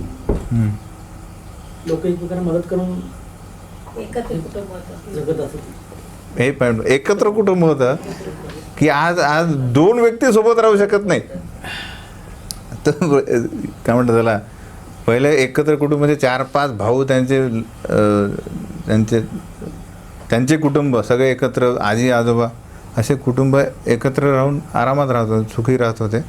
पण आता सध्या परिस्थिती अशी आहे की आणि सगळे त्या तुलनेत बायकांनी काही शिकलेलं नसेल आणि जे काही पुरुष असतील ते पण काही शिकलेले एवढे नव्हते, आहे की नाही. की अरे सगळं माहीत आहे. आणि कधी कोणी आपल्या गावाच्या बाहेर गेलेलं नसतील, म्हणजे वर्षातून एकदा कोणीतरी गेलं असेल, एक तर तो जाईल आणि 2-4 दिवसात परत येईल. त्याने असं म्हटलं मी अमेरिकेत 17. तर आता ॲक्च्युली अशी परिस्थिती आहे की एका दिवसात व्यक्ती अमेरिकेत जाऊन किंवा दुबईला जाऊन परत असे 3 कंट्री घेऊन परत पण येऊ शकतो, हो की नाही. अमेरिका सोडा, म्हणजे समजा सिंगापूर, दुबईला फिरून परत पण येऊ शकतो एका दिवसात. तेवढी प्रगती झाली आहे आणि शिक्षण झालेलं आहे आणि तो सगळं हे ऑपरेट करता येतं, त्याला मोबाईल ऑपरेट करता येतो, सर्व काही प्रगतिशील आहे, हो की नाही. कॉम्प्युटर ऑपरेट करता येतो, टी व्ही ऑपरेट करता येतो, सगळं ज्ञान पण आहे की आज इकडे हे झालं नेपाळमध्ये. ह्या सर्व ज्ञान असल्यानंतरही तो सुखी काय, तो ह्युमन म्हणजे कुटुंबातच राहू शकत नाही. आपल्या घरातच त्याला दुसऱ्या व्यक्तीशी संबंध हे नव्हतं. म्हणून आता सध्या परिस्थिती आपली हे आहे की नवरा बायको म्हणजे पती पत्नी एकत्र राहू शकत नाही, त्यांच्यात काय आहेत विविध प्रकारे मतभेद झालेले आहे. तर ही आपण हे काय त्याचं प्रूफ आहे की पूर्वीच्या काही हे नव्हतं. तर आपण काय केलेलं आहे, हे तथाकथित व्यक्तीला पुढारी बनवून घेतलेलं आहे, दिशाभूल. म्हणून तर विद्या बेसिकली विद्या काय, आपण विचारलं ज्ञान, तर विद्या काय, आपण प्रत्येक हे केलं की भगवंत आपले स्वामी आहे, सर्वांचे स्वामी आहे. प्रत्येक ईशावास्यन म्हणजे आपण पहिले काय ईशावास्यन आपण ईशोपनिषदनुसार काय करू, पहिल्याच म्हणजे पहिल्याच मंत्रात आपण काय बघितलं की ईशावास्यन म्हणजे सर्व वस्तूंचे मालक कोण आहे. तर म्हणून आपापल्या ज्या वस्तू आहेत त्यांचाच स्वीकार करणे, तर हे झालं ज्ञान. आणि या सत्याची विस्मृती म्हणजे अज्ञान, की हे दुसऱ्याचं तरी मी हे माझं आहे, हे ज्ञान नसणे म्हणजे अज्ञान आहे. तर भगवंत सर्व वस्तूंचे स्वामी आहे, हे ज्ञान, आणि याची विस्मृती म्हणजे अज्ञान. आणि ज्या मनुष्य जितके हे विसरतो तितके तो अंधकारात जातो.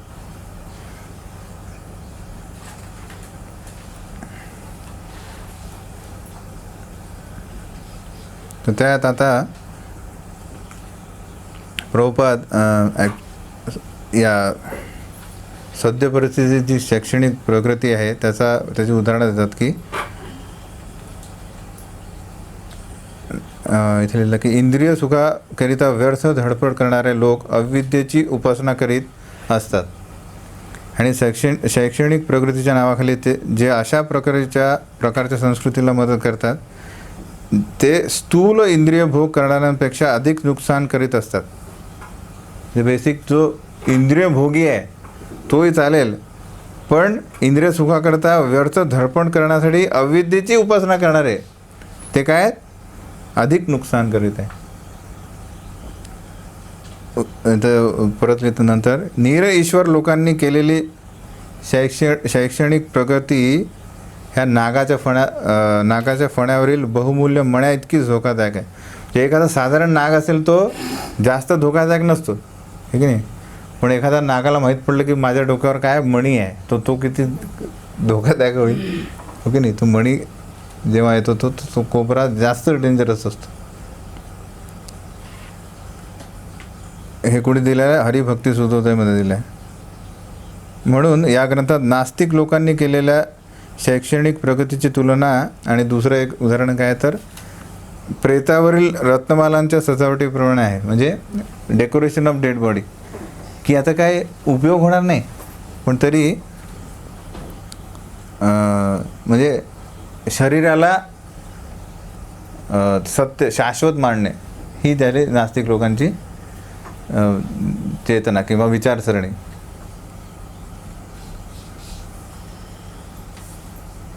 पण या शरीराचा जर भगवंतांच्या सेवेत उपयोगच केला नाही तर ते पेक्षा दुसरं आहे का, कारण त्याचा काही ॲक्च्युअली उपयोगच झाला नाही आहे, हो की नाही, कारण प्रगतीच झाली नाही आहे ती. त्यामुळे जी सजावट केलेली आहे ती काय व्यर्थ आहे. ती फक्त शरीर आपलं आत्मा सोडल्यावर केली की आत्मा असल्यावर केलेली आहे, ते सेमच आहे, कारण तर कार्यरत काहीच नाही, त्याने काही फायदा झालाच नाही. उदाहरणार्थ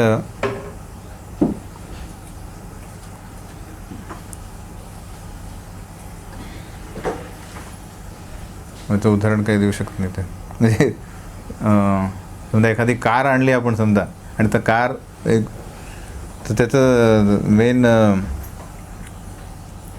उद्देश काय असेल की इथून कोणाला व्यक्तीला इथून दुसरीकडे नेणे, हो की नाही.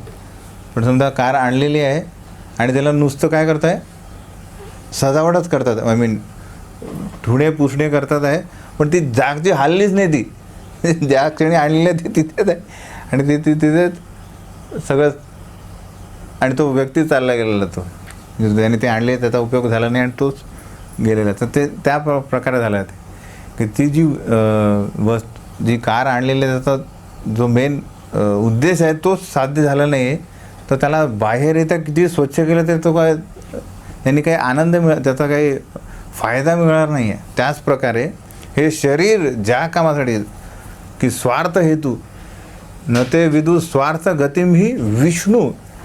हा जर स्वार्थ प्राप्त नाही केला या शरीराने तर ते एका प्रकारे एक प्रेतच आहे. तो वाट बघताय, ते चालतं फिरत आहे, पण मग वाट बघतानंतर मग थांबून जाईल, ते म्हणजे नष्ट होईल अशा प्रकारे. त्याला म्हणून म्हटलं की निर ईश्वर लोकांनी कितीही प्रगती केली, शैक्षणिक प्रगती, तरी ती जास्त धोकादायक. म्हणजे ते काय करतील, लोकांना अधिक आकर्षित करतील. कुठे? निर ईश्वर व्हा आणि बघा आम्ही काय काय करतो. पण शेवटी प्रत्येकाला, आणि जे अज्ञानी आहेत ते कुठलाच प्रचारही करणार नाही. पण हे जे सो कॉल्ड आहे, ज्यांनी अंध व्यक्तीला आपला पुढारी केलेला आहे, ते काय आपला फक्त मोर्चा वाढवतील फक्त, आणि सगळे एका खड्ड्यात पडतील अशा प्रकारे.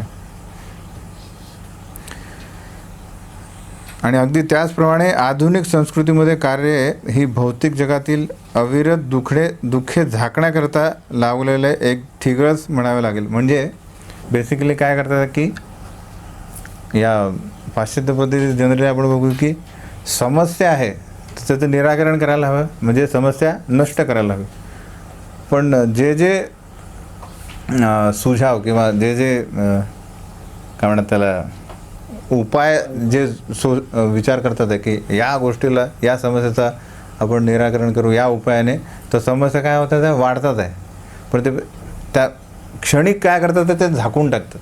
म्हणजे समजा या रूममध्ये समजा माती असेल तर काय करावं, अरे आता कोणतरी येत आहे, तुम्हाला काय करा, एक चादर टाकून द्या. पण ते मग ते धूळ गेली का, ती माती गेली का नाही, त्याला फक्त झाकलेलं आहे.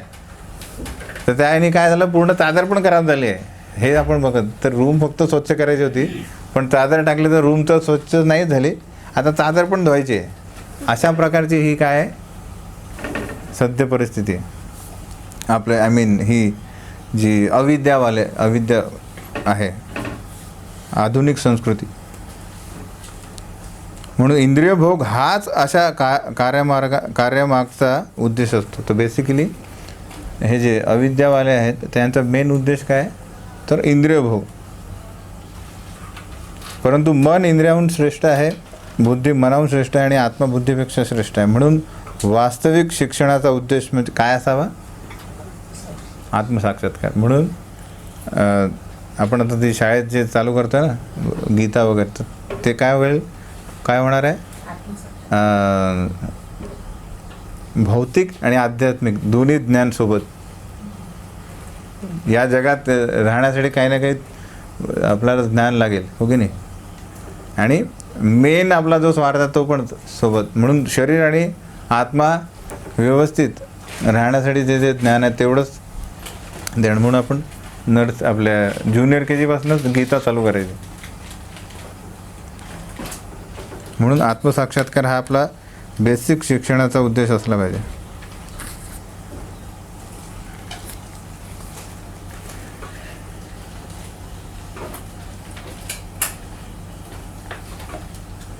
तर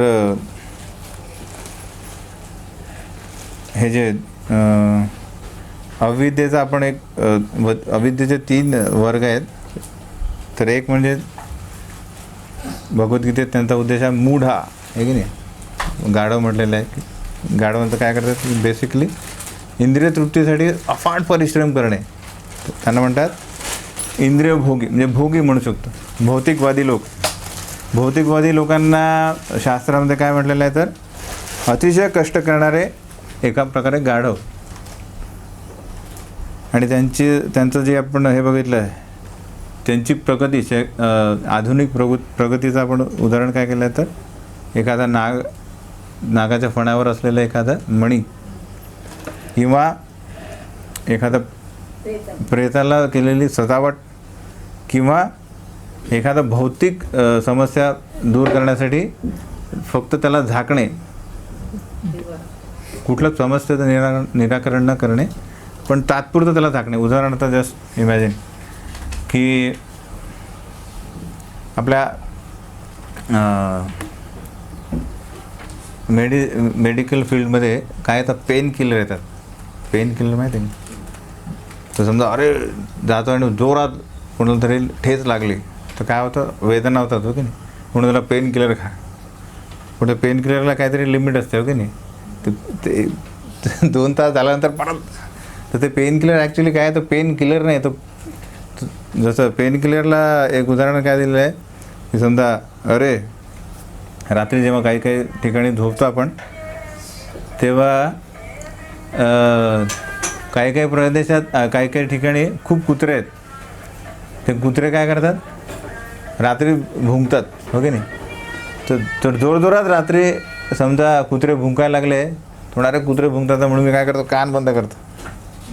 तर कान बंद केल्याने काय झालं, फक्त कुत्र्यांचा आवाज ऐकणे बंद झाले, पण कुत्रे भुंकणे बंद झाले काय, तो काढल्यानंतर परत आवाज येणारच आहे.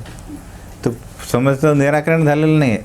तर बेसिकली हे आहे पॅचवर्क. तर पेन किलर काय आहे, तो तिथे तात्पुरतं त्याला हे क्षुब्ध करून टाकलेलं आहे, म्हणजे आय मीन सेन्सलेस. तर याला म्हणतात पॅचवर्क. आणि दुसरा वर्ग आहे कोणाचा, अविद्येचा, तो वेदवादरथ पार्थ. 2.42 भगवद्गीते त्यात काय म्हणलेलं आहे, वेदवादरथ कोण आहेत हे,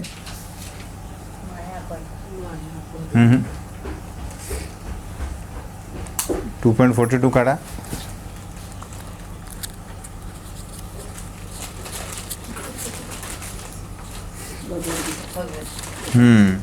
वेदवादरथ पार्थ नान्यदस्तीति वादिना कामात्मान स्वर्गपरा जन्म कर्म फलप्रदा. यांचं काय आहे, वेदवादरथ काम आत्मना स्वर्गपरा, की या भौतिक जगात काम म्हणजे इंद्रिय भोग करणे, आणि स्वर्गपरा जन्म कर्म फलप्रदा, की हेच ॲक्च्युली जन्म कर्म फळ हेच आपले. तर त्याला म्हणतात हे वेदवादरथ. त्यांचं म्हणणं काय की वेद पठन केलेलं आहे, पण वेद कशासाठी दिलेला आहे, वेदेशचे सर्वेर अहमेव वेद्यो. कृष्ण म्हणतात की मला जाणण्यासाठी, पण हे म्हणतात नाही स्वर्ग बस, त्याच्यावरती काही नाही, स्वर्गप्राप्ती. म्हणून यांना काय म्हणलेलं आहे, अविद्या, की हे धार्मिक स्वतःला काय करणे, शो करणे, पण ॲक्च्युली जी मेन वेदांचा जो संदेश आहे त्यात काय करणे, गफलत करणे. मी पण वेद फॉलो करतो, पण कुठे वेदाचा काय निष्कर्ष आहे, अरे स्वर्गप्राप्ती, स्वर्गात नंदन आनंद गार्डन आहे, अप्सरा आहेत, सोमरस आहे, तर असा प्रचार करणे. आणि भगवंतांबद्दल कुठल्याच यांना आसक्ती नाही. जसं आपण म्हणजे कृष्ण लीलेमध्ये पण आहे की जेव्हा कृष्ण आपल्या सवंगड्यांना पाठवतात की जा इकडे यज्ञ चाललेला आहे आणि मला काय तिथे त्यांना मागा काहीतरी खायला, तर ते ॲक्च्युली कृष्ण ते कशासाठी यज्ञ करतात, कोणासाठी यज्ञ करतात त्याच्यात त्यांना काही हे नाही आहे. पण आम्ही यज्ञ केल्यानंतर आम्हाला फळ प्राप्त होणार आहे, बस त्या फळाच्या आकांक्षेने यज्ञ करतात आहे. तर आपण ते पण म्हटलं की विवाह यज्ञ चालला आहे, कुठला मंत्र चालला ते माहीत नाही आपल्याला. तर अशा प्रकारचे लोक, त्यांना भगवंतांशी काही घेणं नाही, फक्त कर्मफळ, जन्म कर्म फळप्रदा बस. आणि त्यासाठी ते वेदांमध्ये पण वेदांचा जो संदेश आहे, निष्कर्ष आहे, त्याच्यात ते गफलत करतील. आणि त्यासाठी ते जे आचार्य आहेत त्यांना पण मान्य करणार नाही, जे ॲक्च्युली अधिकृत आचार्य आहेत त्यांना मान्य करणार नाही. आणि जे स्वतः काही लोक जे कुठल्या शास्त्राचं पालन करत नसतील त्यांना आचार्य म्हणून प्रदर्शित करतील. हे चांगलं झालं हे की नाही, की काही अजूनही या सध्या परिस्थितीत असे भरपूर पंथ आहेत की जिथे त्यांना खाण्यापिण्यात काही हे नाही, काही खा काही प्या, कुठले नियम नाही, कुठला मंत्र नाही.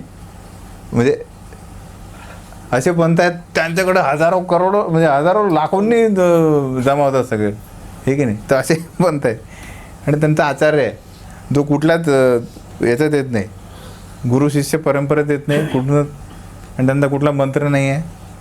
आणि ध्येय म्हणजे या जन्मानंतर काय त्यांचा काय उद्देश नाही आहे, कुठलं मंत्र नाही आहे, कुठलं शास्त्र नाही आहे, आणि पण आचार्य आहे, ते असे आचार्य पोच करतील.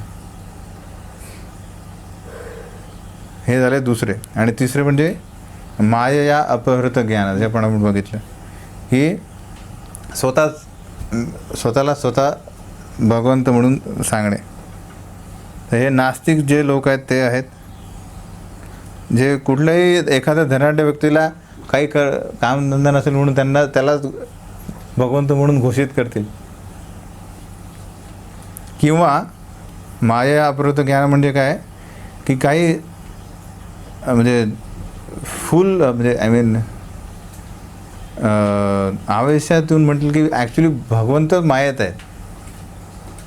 किंवा आपण म्हणतो की आपण सर्व म्हणजे जे मायावादी लोक म्हणतात की सर्व भगवंत आहे, पण आता काय मायेच्या प्रवाहात आहे म्हणून ते इतक्या भौतिक जगात आहे. एकदा मायाचं आवरण निघाल्यानंतर आपण सगळे भगवंत. असे काही जे लोक आहेत हे माया अपहृत ज्ञान.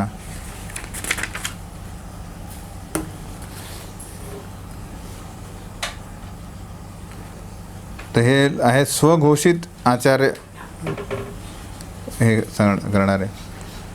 आणि माया अपहृत ज्ञान म्हणजे काय की स्वनिर्मित भगवान. तो वेदवादरता हे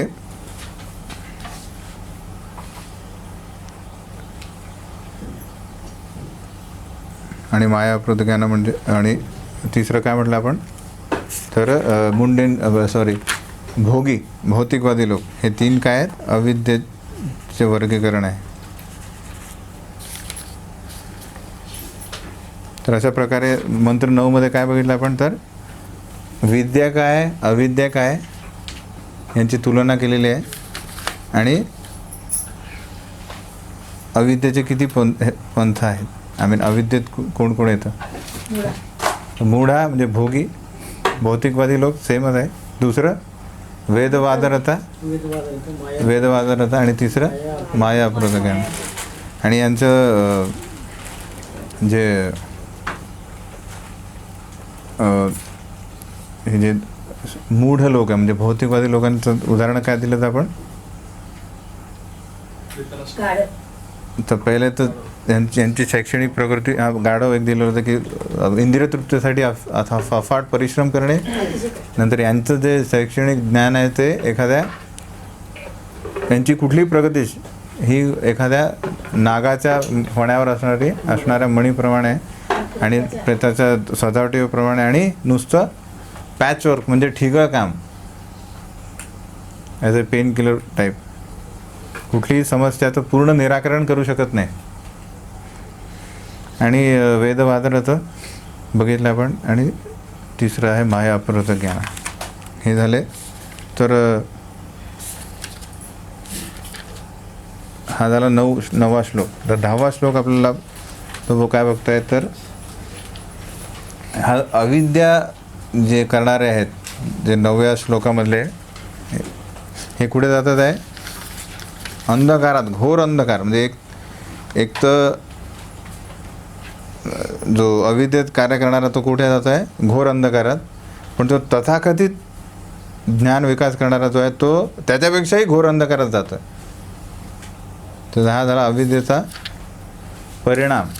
मग विद्येचा काय परिणाम होईल तो वेगळा आहे. तर तो काय आहे तो आपण बघू 10व्या ह्याच्यात.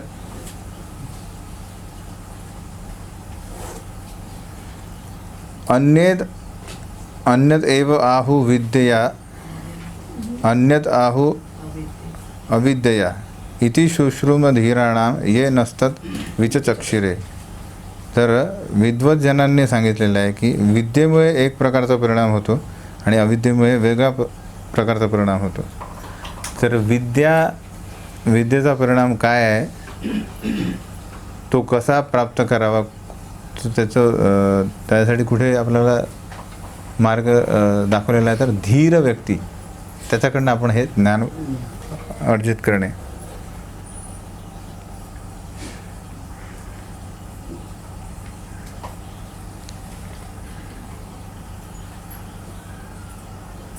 तर या 10व्या अध्यायात मेन काय सांगितलं आहे तर हे जे ज्ञान विकसित करणे काय आहे तर कसं करावे. तर हे जे 18 घटक दिलेले आहेत. 18 गुण, 18 पॉईंट्स आहेत. काय आहेत ते? एक एक सगळेजण वाचा इथून. पूर्ण सज्जन वृत्तीने दुसऱ्याचा योग्य आदर ठेवला पाहिजे. केवळ प्रसिद्धी आणि नावासाठी स्वतःला धार्मिक म्हणू नये. काया वाचा आणि मनाच्या कृतीने इतरांना दुःखाचे कारण बनू नये. पुढचं दुःखाचं इतरांच्या चेतावणीला न जुमानता आपण सहिष्णुता दाखवण्यास शिकले पाहिजे. दुसऱ्याबरोबर वागताना दुप्पटपणा करता कामा नये. आणि आपल्याला क्रमश आत्मसाक्षात्काराकडे नेऊ शकणारा प्रामाणिक आध्यात्मिक गुरुचा शोध केला पाहिजे. अशा गुरुला शरण जाऊन त्यांची सेवा करून त्यांचे सुसंगत प्रश्न विचारले पाहिजे. आत्मसाक्षात्काराच्या स्तरावर पोहोचण्याकरिता शास्त्रात दिलेल्या नियमांचे पालन केले पाहिजे. शास्त्राचे सिद्धांत दृढतेने समजून घेतले पाहिजे. आत्मसाक्षात्काराकरिता बाधक असणाऱ्या सवयींचा पूर्णपणे त्याग केला पाहिजे. शरीराच्या पोषणासाठी आवश्यक वस्तूंपेक्षा अधिक गोष्टींचा संग्रह करू नये. भौतिक शरीरावर एकटापाने तादात्म्य ठेवू नये. तसेच शरीर संबंधी वस्तूवर ममत्व असू नये. हा प्रभूजी. आपण ध्यानात ठेवले पाहिजे की जोपर्यंत हे भौतिक शरीर आहे तोपर्यंत जन्म, मृत्यू, वृद्धावस्था आणि रोग या दुःखांना सामोरे गेलेच पाहिजे. शरीराच्या क्लेशांपासून मुक्त होण्यासाठी उपाययोजना करण्यात काहीच लाभ नाही. म्हणून आपले आध्यात्मिक स्वरूप पुन्हा प्राप्त होईल असे साधन शोधून काढणे ही सर्वात चांगली गोष्ट आहे. आध्यात्मिक प्रगतीसाठी जीवनावश्यक गरजांपेक्षा जास्त वस्तूंची आसक्ती ठेवू नये. पत्नी, मुले व घरावर शास्त्रोक्त आज्ञेनुसार अधिक आसक्ती ठेवू नये. इष्ट किंवा अनिष्ट गोष्टींना सुखी किंवा दुःखी होऊ नये, कारण या भावना केवळ मनोनिर्मित आहेत. भगवान श्रीकृष्णांचा अनन्य भक्त होऊन एकाग्र चित्ताने त्यांची सेवा करावी. आध्यात्मिक प्रगतीसाठी शांत आणि प्रसन्न वातावरण असलेले निर्जन ठिकाणी राहण्याबद्दल अभिरुची निर्माण करावी. गर्दीच्या अवस्थेत जेथे भक्त जमतात अशी अभक्त ठिकाणी अभक्त जमतात अशी ठिकाणी शाळा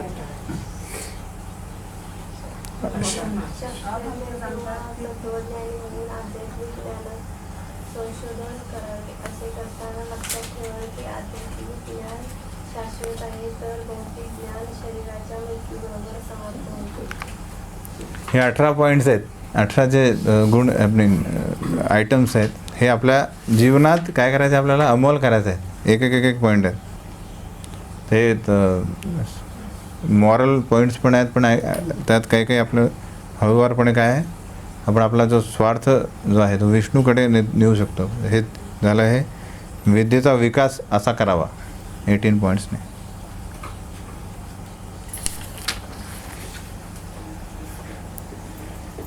तर यासाठी आपण कुठल्या व्यक्तीकडे जाणे, आश्रय घेणे, तर जो धीर आहे तो धीर व्यक्ती काय आहे, धीर कसं कोणाला म्हणतात, धीर धीरच तत्र न मुह्यति. आपण भगवद्गीता पाहिजे. आध्यात्मिक प्रकृतीचे ज्ञान असते, ज्याला ज्ञान आहे भौतिक काय आणि आध्यात्मिक काय, त्याला धीर. आणि जो या भौतिक गोष्टींमध्ये सुख दुःखाने काय तो विचलित होत नाही, तो धीर राहतो. 2 गोष्टी आहेत की आपल्या जीवनात अतिशय आनंद आला तर आपण विचलित होतो, आणि अतिशय दुःख आलं तर होतं, हे की नाही. सुख आलं तर एक उदाहरण होतं की एकदा एक ॲक्च्युअल घटना झालेली आहे की एक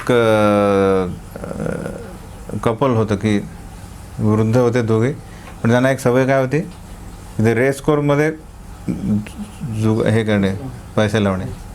तर एकदा त्यांनी एका घोड्यावर पैसे लावले आणि तो खूप काहीतरी करोडमध्ये असे त्याचं प्राईस होतं. त्यांना काही अपेक्षा नव्हती, ते लावतात थोडेच पैसे असतात, पण त्यांना जे प्राईज मिळतं ते खूप मोठं मिळतं. तर ते बसले असताना त्यांना कळालं की अरे तुमचाच घोडा जिंकला.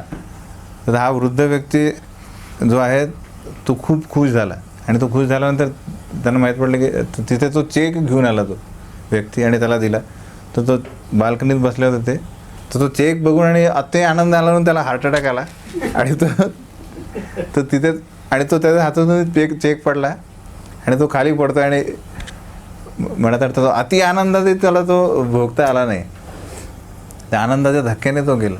तर हे विचलित होणे, अति आनंद आणि अति दुःखाने पण लोक हे होतात, विचलित होतात. तर धीर व्यक्ती हा जाणतो काय, शेवटचं बघा की हे अशाश्वत काय, हे भौतिक जे काय आपल्या मृत्यू बरोबर समाप्त होते. आपली जी हे भौतिक ज्ञान जे काय हे शरीराबरोबर समाप्त होते. तर हे अशाश्वत काय शाश्वत काय हे माहिती असणे, म्हणून हा जो धीरच सत्रन मिळते हा कधीच गोंधळून जात नाही. म्हणून त्याचं ज्ञान काय, त्याच्याकडनं ज्ञान प्राप्त करणे. जे त्याला स्वतःलाच माहीत नाही की जसं ॲक्च्युली समजा एखादा शिक्षकच सिगरेट फुकत असेल तर तो त्याला सांगतो अरे सिगरेट पिऊ नका, पॉसिबल आहे का हे? ते म्हणतात अरे तुम्हीच तर पिताय.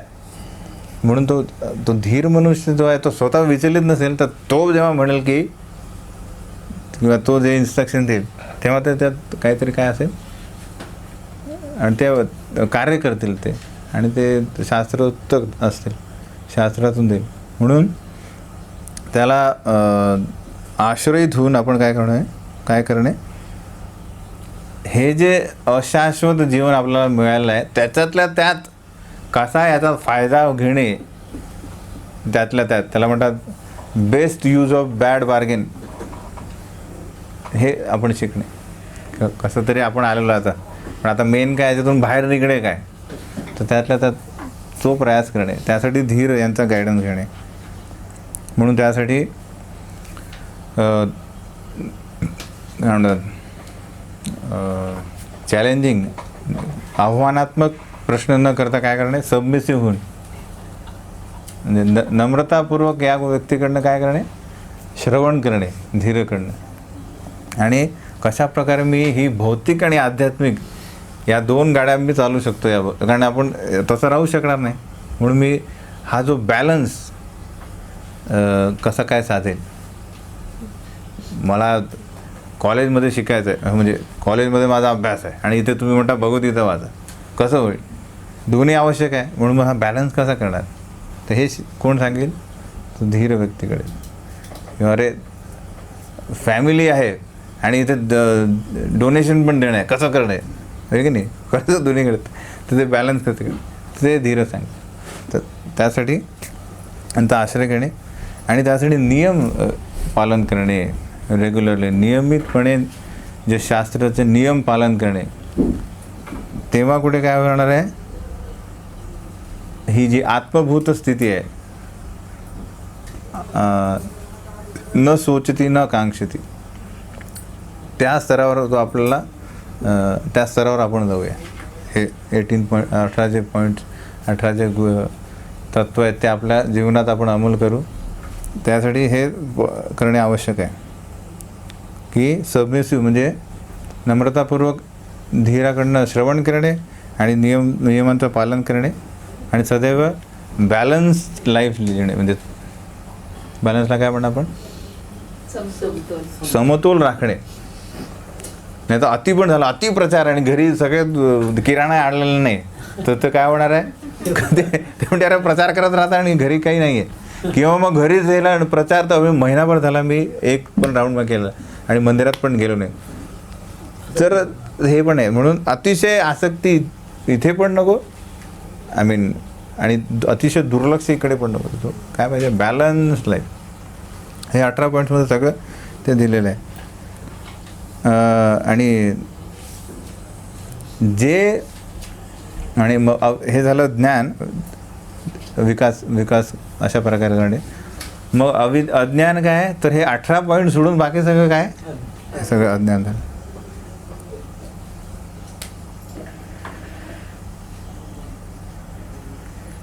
आणि या अज्ञान म्हणजे निसायन्स याचं हे काय, याचा स्वभाव काय, तर ॲक्च्युली हे आपण जर पालन केलं नाही, याच्यात सगळे मॉरल कोड्स पण दिलेले आपल्याला की आता एक काम करा, आत्ता असं हे आधीच आपण प्रत्येक वेळेस सांगतो, पण सगळ्यांचे मोबाईल काय करा सायलेंटमध्ये ठेवा किंवा स्विच ऑफच करा. प्रत्येकी म्हणजे ॲक्च्युली जेव्हा वाचतो एकाच तर सगळ्यांनी करायला पाहिजे. ओके नाही सगळे, पण ते आपण करत नाही. पुढच्या वेळेसपासून लक्षात ठेवा, कारण आपण सगळे हे होतो, डिस्टर्ब होतो. तर याचं नेचर काय आहे की नम्र भावना नसेल तेव्हा काय होईल, गर्व येईल. तर सगळे आपण एक प्रत्येक व्यक्ती आपला जे जे काय कार्य करतात आपण गर्विष्ठ होऊ. जिथे अज्ञान आहे, अज्ञान प्रत्येकाला काय करतं की मी स्वतः माझं अस्तित्व, हो की नाही. तर दुसरा जे एल्डरली म्हणजे वरिष्ठ व्यक्तीला आदर देणे आजकाल नाही आहे, हे की नाही. आजकाल कमी झालेलं ना वरिष्ठ व्यक्तींना आदर देणे. पूर्वी तसं नव्हतं. तर जनरली अज्ञान वाढतं आहे. जिथे शालेय शिक्षणात पण ही जी आध्यात्मिकता नाही आहे, तो एक काढला हा की सगळं ते झालं स्पर्धात्मक. आणि म्हणजे इथे शालेय पण कसं झालं की शिक्षक हा एकदा क्लास झाला की संपला विषय. म्हणजे म्हणाला तर नंतर भेटलं तर त्यांचा संपर्क येत नाही. पण पूर्वी आपले जे शिक्षक आहेत त्यांचा आपण सदैव हे ना अजूनही आपले ओळखी आहे की नाही. आय मीन द सेन्स सगळ्यांचं माहीत नाही. पण आजकाल आता कॉलेज, अरे हा शिकवणं झाला, आता कधी त्यांचा नंतरच्या इयरमध्ये यांचा काही संपर्क येणार नाही झाला. तो तात्पुरता संबंध झाला, तो कामापुरता संबंध असणे असं झालं. त्यामुळे आदर काय, गुरु कोण आहे, तो गुरूंचा ॲक्च्युली स्थिती काय त्यांची ती माहिती नसणे. आणि स्वतःचा लाभ जेव्हा हे 18 जे पॉईंट्स आहेत ते आपण आपल्या जीवनात विकसित केले नाही, म्हणजे हे जे ज्ञान विकसित केले नाही तर काय होईल, अज्ञानात आपण पडू. आणि अज्ञानाचे स्वभाव काय अज्ञानाचा, तर गर्विष्ठ होणे, स्वतःचा लाभ, याचंच सगळं मेन ध्येय काय, स्वतःचा लाभ किती आहे. आणि या भौतिक जगात जे हे जे बाह्यरूपी आकर्षित होणे, हे जे बापरे एवढा मोठा म्हणजे हे सगळे आकर्षण इतर देशात हे दिसणारे आहेत. इन द सेन्स प्रकृतीच्या बाह्य रूपाला आकर्षित होणे, अलग लक्ष, याच अशाश्वत जगाला आपलं घर मांडणे, लाईक दॅट.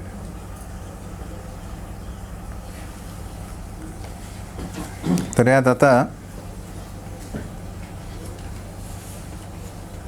त्यात उदाहरण भक्तिविनोद ठाकूर देतात की आजकालचे जे युनिव्हर्सिटीज आणि जे वैज्ञानिक आहे आणि राजकारणी लोक हे बेसिकली यात येतात की या प्रकृतीच्या बाह्य रूपाकडे सगळे आकर्षित आहेत. त्यामुळे ह्या सगळ्या सुखसोयींचे जे वस्तू आहेत त्यांना त्या आपल्या जीवनात कसे आणणे यालाच आपलं ध्येय बनवत आहे की नाही. सगळे काय म्हणतात, अरे माझं घर म्हणजे बेसिकली माझी आर्थिक प्रगती होणे यातच माझा काय झालेला आहे, माझी मेन प्रगती म्हणजे आर्थिक प्रगती. हे कोणी प्रोत्साहन केलेलं आहे, तर या युनिव्हर्सिटी, वैज्ञानिक आणि आजकालचं राजकारणी आहे. त्यासाठी ते काय शिकवतात, तर प्रत्येक क्षेत्र असेल त्यात स्पर्धा. आणि स्पर्धा झाली म्हणजे काय की वैमनस्व वाढवणे. त्यामुळे आपण बघतो की इवन शाळेमध्ये भांडणं होतात, म्हणजे ॲक्च्युली मारामाऱ्या होतात. म्हणजे तिथे शिक्षण व्हायला पाहिजे तिथे वैमनस्व होऊन. तर हे काय झालेलं की कुठल्याच शास्त्रांमध्ये श्रद्धा नसल्यामुळे आणि कुठलंच ट्रेनिंग नसल्यामुळे ह्या सगळ्या गोष्टी होतात.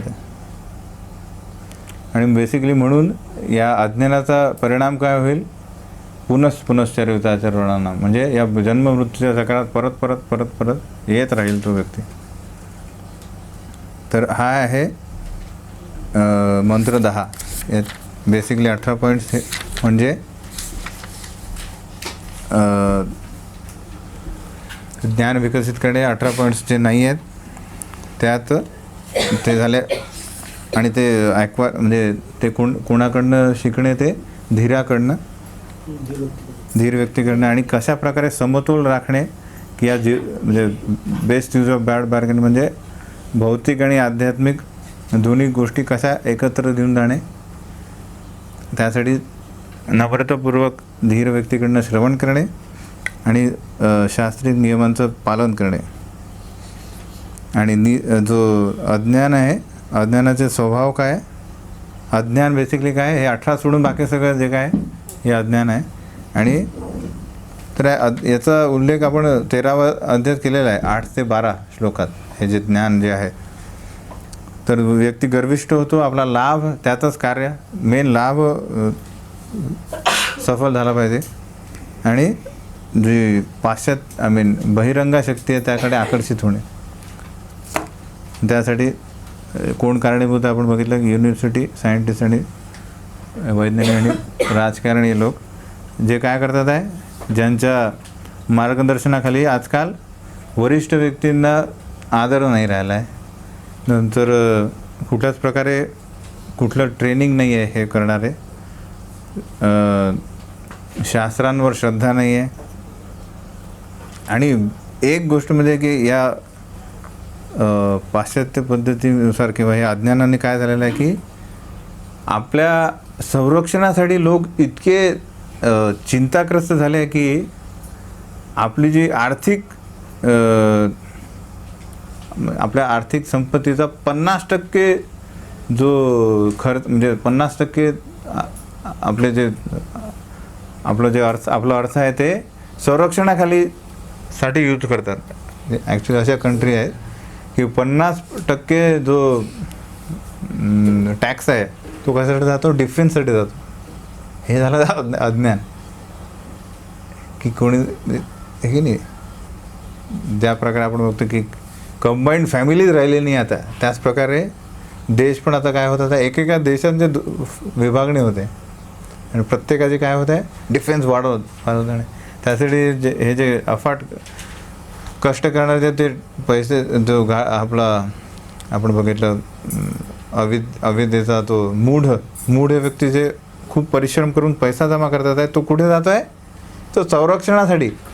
तर जो आत्मभूत अवस्थेत व्यक्ती आहे, जो सगळ्या व्यक्तींना भगवंतांचा अंश समजेल, त्याला काय भीती राहणार आहे कोणाची.